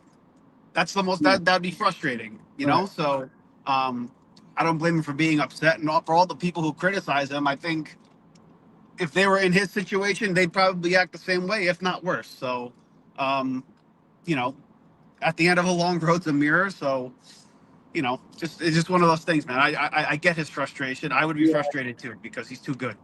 Yep, I agree. Good stuff, brother. Appreciate you joining in, man. Thanks for doing it. Stay safe on the road. All right, get to where you're going safely. Appreciate you, man. All right, man. Take care. All right, thank you, brother. There's riding the bench. Good stuff from him. Good stuff from him. Appreciate him joining in from the car. I always get a little nervous if somebody's driving in the car on the phone, but it is what it is. I'm definitely probably an issue with that too when I'm driving. Let's go to Clary Voy. He's going to join me right here on JAKIB Sports' post-game show. What's up, Clary Voy? How you doing, my brother? What's up? How you feeling, man? What's going on? Eagles win the game today. They're 4-0, Clary Voy. Yeah, I mean they're 4-0, but it's been a pretty ugly 4-0. It reminds me today's game reminded me most of 22. Do you remember we would just destroy teams in the first half, and then after that we would just go cruise control. Okay, we're good. Exactly. Yeah. So I kind of take that for today. Today, obviously the offense was terrible. The second half, but hopefully we start figuring something out. I don't know if it's the offensive line, if it's the offensive coordinator. Is it Jalen Hurts on the passing? I have no idea. It might be everyone. I don't know. The route trees look pretty bad. Every time I see AJ on there, he's just doing it like we get him the ball. It's a slant or a curl. Actually, it's one slant. All the rest are curls, and then he'll get a go route or a stop and go. That's pretty much all I ever see him do. And I see a lot of routes where two guys are running the same route, but one's like 10 yards deeper. So I don't know. Maybe that has to do with it. I don't know, because our offense should be damn good. We should be getting close to starting to hum a little bit, and I'm not really seeing it. They're not passing the eye test, but our defense though, a hell of a lot better than I expected. Yeah, me too. A lot better than I expected. I feel good about the defense. And just think, we're not even really creating that pressure yet with our D line, or our D ends haven't really shown anything. Wow. So like our corners are doing well. I mean, a lot of people dog our cornerback too, but I think that was pretty good, except a couple times he got turned. He's just terrible at tackling. He's pretty good in coverage, just terrible at open field tackling. Yeah. No, I mean, I agree with you. What'd you make of the tweets from AJ? Man, I'm a firm believer this shit should be behind closed doors. I don't really think you should be doing this over, Twitter or Instagram and all that. But it kind of lines up with the last couple of years. Let's be honest. Like last year, you hear the whole thing. He was doing everything, reading books on the sideline. Right. He was the stuff came out with BG where he said that him and what's it called had a rift. I mean, he was at the strip club or whatever in Atlantic City during the playoff game. Like this is just that dude. But it is starting to go to the point now as he cared more about his stats than he does the team. And and one side of looking at it. Granted, different levels of player. Well, we got rid of Chauncey Gardner because of the shit that he was pulling, and that dude didn't really talk openly on X and all that. It's just a matter. I think his time is, on that. I think T.O. kind of set that line of like, yeah, we'll tolerate it for a little bit, but only so much. I wouldn't be surprised if we traded him in season. If our offense keeps looking like this, we win. I wouldn't be surprised, but I think it's going to be next season. Yeah, I don't think it's going to be this season either. You mentioned the defense ahead of schedule. I agree. Two guys that jump out to me, Jordan Davis. I didn't see him much today, but Jahad Campbell, I think, is a beast. I know he got beat on that coverage play today, but he looks incredible to me, Jahad Campbell, as a linebacker. Jahad Campbell looks amazing. Cooper DeJean looked damn good today. Like Yeah, some of he those did. tackles. That was his best game today, Cooper DeJean. I thought. Yeah, I didn't. That taunting penalty, I think that was bullshit, honestly. But yeah, but the only that's problem, what they're calling. I agree, but the NFL, they put out like this very explicit thing of like stepping over someone. Yeah, don't step over somebody. So I mean, I agree. I'm with you. It's not shouldn't be called, but they put it out there, so they're going to call it. Yeah. I mean, Jordan Davis looks damn good this year. Makuba's starting to look pretty good. I mean, like they had a couple blown coverages, and it just so happened that they were on the field the whole entire second half in 100-degree weather. I mean, I don't know what people expect. You can only play defense like they've been playing for so long before you get tired. That was very Chip Kelly-esque days. Just the defense on the whole second half. Honestly. Yeah. No, I agree completely. All right, brother. Good stuff, man. Appreciate you joining in. Love the jersey. Looking good, my man. Appreciate you, and I'll talk to you again. See you. Later, dude. There's Clary Voy joining me here on JAKIB Postgame Show. Good stuff there, Abe. I know you mentioned you want to come on. Abe, I got 8 minutes. If you want to come on, I'll let you on. Here's Abe. I got him. Let's go to Abe right now, who joins me here. Abe, what's going on, brother? There he is. Got the JAKIB lid on. Looking good, my man. Hold on 1 second, man. You good, bro? Yeah, I can hear you now. What up, bro? Yeah, I got the original on. Yeah, the original Fire. I still got my original. What's going on, Abe? How you feeling, brother? What up, man? How's everything? Good, man. How you feeling? Good. I had to tune out, man. I couldn't even listen to what Sills or J-Mac had to say. I'll be honest with you. AJ's screaming, which means Abe ain't happy. Nope. It was like salt on the wound, man. I was like, man, I was so fucking happy during that first half. You don't understand. Then all of a sudden, it's like we shitted on everything. I know. I'm like, what the fuck was that? How is it so different, Abe, from one half to the next? It's one thing if it's like, all right, we didn't quite play as good. You go from a great passing half to 0. Not a single completion, Abe. I saw it was like 15 for 20. I was like, all right, he got a better pass rating than Baker right now. Like, we looking good. Nothing. I mean, he threw to AJ. Like, he forced it to AJ, and he wasn't catching it. Yeah. And it wasn't even on AJ. Like, he's a dog. Like, we know this. I know. Throw it to AJ. He going to catch it. But what the fuck was that, Jalen? The O-line, Jalen, Patullo, Sirianni. Yo, and then the defense, don't even get me started on that. 2 big plays. Wait, what? You're on Sileo's side with the defense? Are you kidding me? 2 big plays? We literally looked like the Rams last week. Dude, you give up 2 big plays. I know. I get it. You don't want to give up 2 big plays. But with the exception of those 2 plays, they had 2 4th down stops in the second half. They had 2 takeaways in the second half. If that defense didn't do what they did today, I know they gave up 2 big plays. That we would have lost that fucking football game because Baker would have gotten the end zone in the last drive. That defense is the reason that we won. We didn't have a completion in the second half, Abe. I know the defense wasn't perfect, but 2 big plays. 2 plays to correct. And one of them was a linebacker 30 yards upfield on the hash on a running back. Well, see, that's the point. Why the fuck did Baker get the chance to throw it in the first place? No damn pressure. That was a good play by Baker. I mean, come on now. This man's moving like he's looking like I'm moving out there. Are you kidding me? I don't know what are you talking about? This man, it was looking like he had Q in his face and everything, and yet he still came back like that.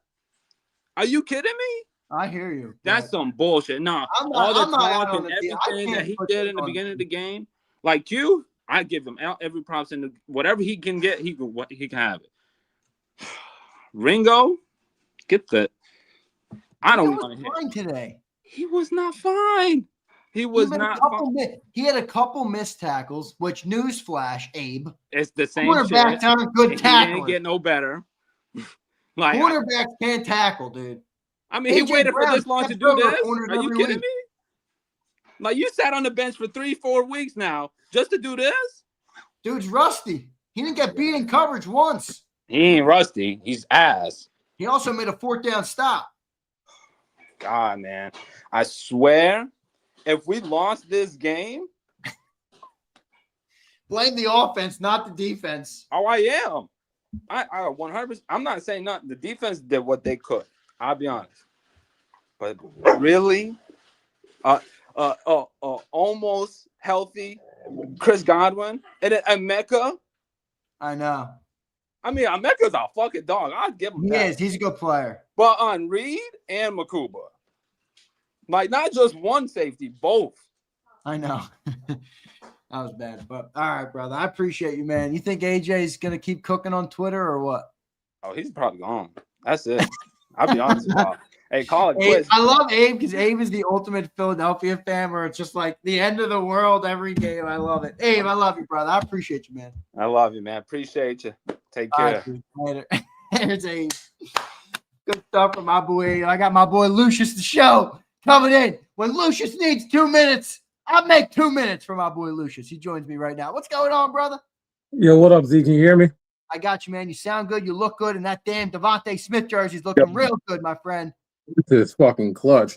But yeah, I wasn't gonna hop on, but Anton and I'm Abe has to be called out. Let me start with Anton. AJ needs to be a team player for what? Getting numbers is not team playing? What are we talking about here? My man has been sitting out there blocking, has been sitting out there running decoys. You can't get my man decent routes. You know why he's mad? Every one of his routes was a 7 curl or just a stop. And then the first pass he gets, we want him to run a screen type play where he gets blasted right away. He's not running any deeps. He's not running any deep slants, not any go routes, not any stop and go. My man is always being shadowed by 2 people because they always put him by himself. He just wants to be creative. Put him in a bunch. Let him try to get free. Let him do what every other wide receiver. We don't see JJ on the island. You don't see CD on the island. He does do the team player shit with all the blocking he does with this team that's a run-first football team. That's what I'm saying. And that's what I'm saying. For my man to not want to just be involved, say, hey, I'm doing all of this, get me involved, find a way. I mean, J-Mac said they had like 1,000 pass. None of those concepts have him getting open. That's ridiculous. Like, I mean, and then Hurts 0 for 8 in the second half, 0 for 6 to AJ because they try to force him because AJ's mad. That's not how you get AJ involved. All right. Saquon, my man. You can't run with a bad offensive line. The point that everybody's missing with the offense went bad when Lane went out because Matt Pryor had to come back in the game. I mean, Fred Johnson came in, but Pryor was in for steam. Yeah, I know. Well, you know what? It was for steam. Yeah. Well, every time Pryor hits the field, no, you're right. Lane went out too, and Fred replaced Lane. Lane missed some of the game too. That is true. He was out there. Steam was out every time Matt Pryor hits the field. I mean, I don't know why we didn't want to pay Becton, but I mean, I bet you Saquon wish we'd have paid Becton. I mean, it's just absolutely ridiculous. The pass concepts were great in the first half, was super conservative in the second half. You don't have to be, guns to the, blazing pedals and metal, but I mean, you can go ahead and get some layer concepts. QB School on YouTube, if you ever watch that guy, he would talk about trying to install concepts. We need to do that. Then to the defense. The defense problem is that Jalen Carter is not out of shape, is hurt. They're not bringing it up. Look at him all 4 games. He's been clutching his shoulder. He is not playing at 100%. He's going, but Jalen Carter is not Jalen Carter. We're not getting any type of pressure in the middle because Jalen Carter is not Jalen Carter. Our edges, well, we better go get some help. I mean, better hope that Jacksonville starts losing games. No, they're got not. a whole lot right now. They're not losing games. Well, then we always got Miami. We always got Miami, but we need help. We need to find something there. And the guy Abe, he picked on Ringo. I don't understand why. I mean, Ringo can't tackle. I mean, granted, he got stiff arm, He made some great plays. He wasn't out of position, but I mean, when Baker Mayfield has all day in the backfield to eat a ham sandwich and pick where he's going to throw the ball to, I mean, that deep pass to Ibuka, like we say that he burned Reed and Makuba, but he burned Makuba because Reed actually abandoned what he was doing, noticing that Makuba bit on the cheese and tried to make a play and just missed his hand centimeters off. I mean, we're grasping at straws, but the big thing here with this team is not the defense. I'll get off of that. It's the offense. The offense. And if Nick Sirianni doesn't get his hands out of the damn playbook, if he doesn't just sit there and be like Dan Campbell and sit on the side and check people's personality, it's always going to be this way. Like it was this way last year. Lucious, look, he's not, and look, this is where I agree with you, but this is where we don't have a leg to stand on. He's 20-1. He's like, 10-1. I don't give a fuck who says what. I know, but 10-1 went to 11-6. I mean, you can have a leg to stand on until your leg get broke. We don't. True, That's true. You don't want to get there. We don't want to go 10-1 and then beat by Tampa Bay in the first round of the playoff. If we can correct it, you can go ahead and take your pride out the way. I mean, he's so bad, wants to be a play caller. I'm sorry, guy. You suck. Absolutely suck at play calling. You're the worst. Just go ahead and admit it. Once you admit your faults, you can be the greatest at everything else. You're a great organizer. Great film study. You're not a good play caller. You can do everything else until you get to game day. He does. They said his concepts, they said his breakdown of films is amazing. Great. Give that to Kevin and then let him do something with it. Just like you gave it to Shane and let him do something with it. Right. Just back, man. We have the possibility to end this season 15-2. We have a real possibility, but it's got to be one voice in the offense, just one, and it needs to be Kevin and not Nick. That's all that's it. That's it. I don't know if you're getting that, but I hear you. I don't disagree with you. I just don't think it's happening. But I also got to say, shout out to the MVP of the team, Braden Mann. Jesus Christ, that dude's punts are crazy.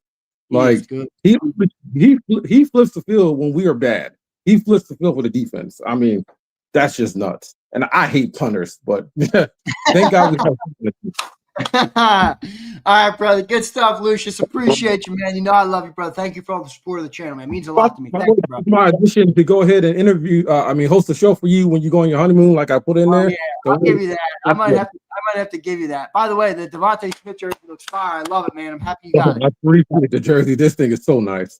It's sweet, right? It looks good. It fits good and good stuff. Good stuff, brother. I appreciate you, man. I appreciate you. Later, man. There's Lucious. Lucious the show. Joining me here on JAKIB Sports on JAKIB Postgame Show. Great stuff, everybody. Appreciate all of you guys for being here. All right. I do appreciate each and every one of you guys. The shows don't happen without you guys. I'll get to a couple more super chats here to close out the show. And I do appreciate, again, everybody for being here. Don't forget to hit the like button, guys. We are 4-0. We are 4-0. And it does have to go into the conversations here that we have today. But we are 4-0. So let's see. All right, let's see. Jada Legend says, Zander, AJ has been a 1,000-yard receiver every year. I don't know about every year. Last year he got what? Was he 1,000 last year? I know he had 1,500 or like 1,490 or something like 2 years in a row. I didn't think he had 1,000 in Tennessee, did he?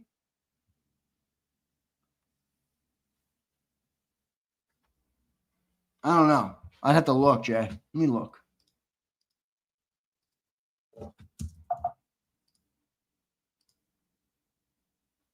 Yeah, you're actually kind of right, Jay. Maybe I was wrong on that. 1,051 rookie year, 1,075 year two, 869. So that was his 1 year below. So you're right. You're right. 6 seasons, 5 of them are above 1,000. 3 of them are below 1,100. So they're right there in that 1,000 cusp. And I think kind of that number's been slanted. 1,000 yards back in Jerry Rice's days was a lot. 1,000 yards in the modern game is not so much. But I hear you. I hear you guys. All right, everybody. I appreciate everybody, man. Great stuff today. We had a lot of good people here to join the show today. I think Chris 3K, again, said it right. I mean, Too many. The highs are high and the lows are too low. The highs are high and the lows are too low. You got to find a better ground. You got to find a better ground there. And I think that's fair to say. I really do. I think that's fair to say. So appreciate everybody for listening. Here's Caleb. Winning in history only matters for quarterbacks, wide receivers, or stats. Facts, Caleb. People don't want to acknowledge that. Caleb says, man on the mountain on the highway coming back from Charleston, South Carolina. Don't want to mess the stream up, but I wish we could get number 11 and number 1's bond right, but we are fine for this season. We'll see, Caleb. I appreciate you, bro. I appreciate you, Caleb. Drive safe, brother. Drive safe, and thank you for the super chat. All right, everybody, hit that like button on your way out. What's the night game tonight? Who knows? What's the night game tonight? Oh, it's Packers-Cowboys. That's right. I got to watch the shitty Cowboys on the night game.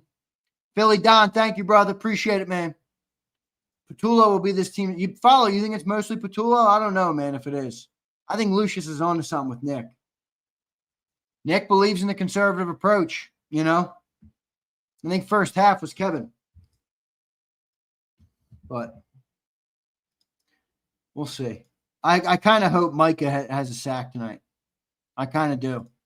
Packers and Cowgirls. Let's see. That should be a good one. At least we'll be able to enjoy a football game, hopefully. All right, everybody. I love all you guys, man. I appreciate each and every one of you guys for joining in. Don't forget to hit that like button. We'll be back live in the morning, 8 to 10 a.m. Another full week of content. Love you guys, man. Hit that like button. See you next time, everybody. Ignite your nights with free live entertainment daily, only at Live Casino and Hotel Philadelphia's Center Bar. 7 days a week, enjoy some of the region's top party bands, performers, and DJs as they take the stage in the heart of the casino action.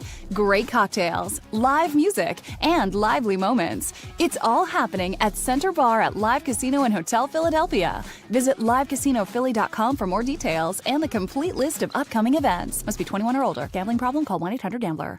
This is Eric. When he got injured in a car accident, he called Morgan & Morgan. He not only gets a lawyer, he gets trial lawyers like Sam and Jessica who are in it to win it. He gets his own investigators with briefcases, leather ones. And if you ever have questions, our customer service folks keep things rolling. Injured? We're your army. Morgan & Morgan, America's largest injury law firm. Welcome to the Jet Setters and the High Rollers, to the Shot Takers and the Tastemakers. Welcome to the Viewfinders, the Thrill Seekers, and the Night Owls. Welcome to everything you could possibly want on one 5-mile island. Welcome to the Wildwoods. Book your stay today. In our hometown, we all look out for each other. We go the extra mile to lend a helping hand. We step up to keep our communities going strong. And at Independence Blue Cross, we're here to keep you going strong. We've been deeply rooted in our communities for more than 85 years. And that connection to members has earned us our spot as the #1 health insurer in the region. So while you look out for your neighbors, know IBX is always looking out for you.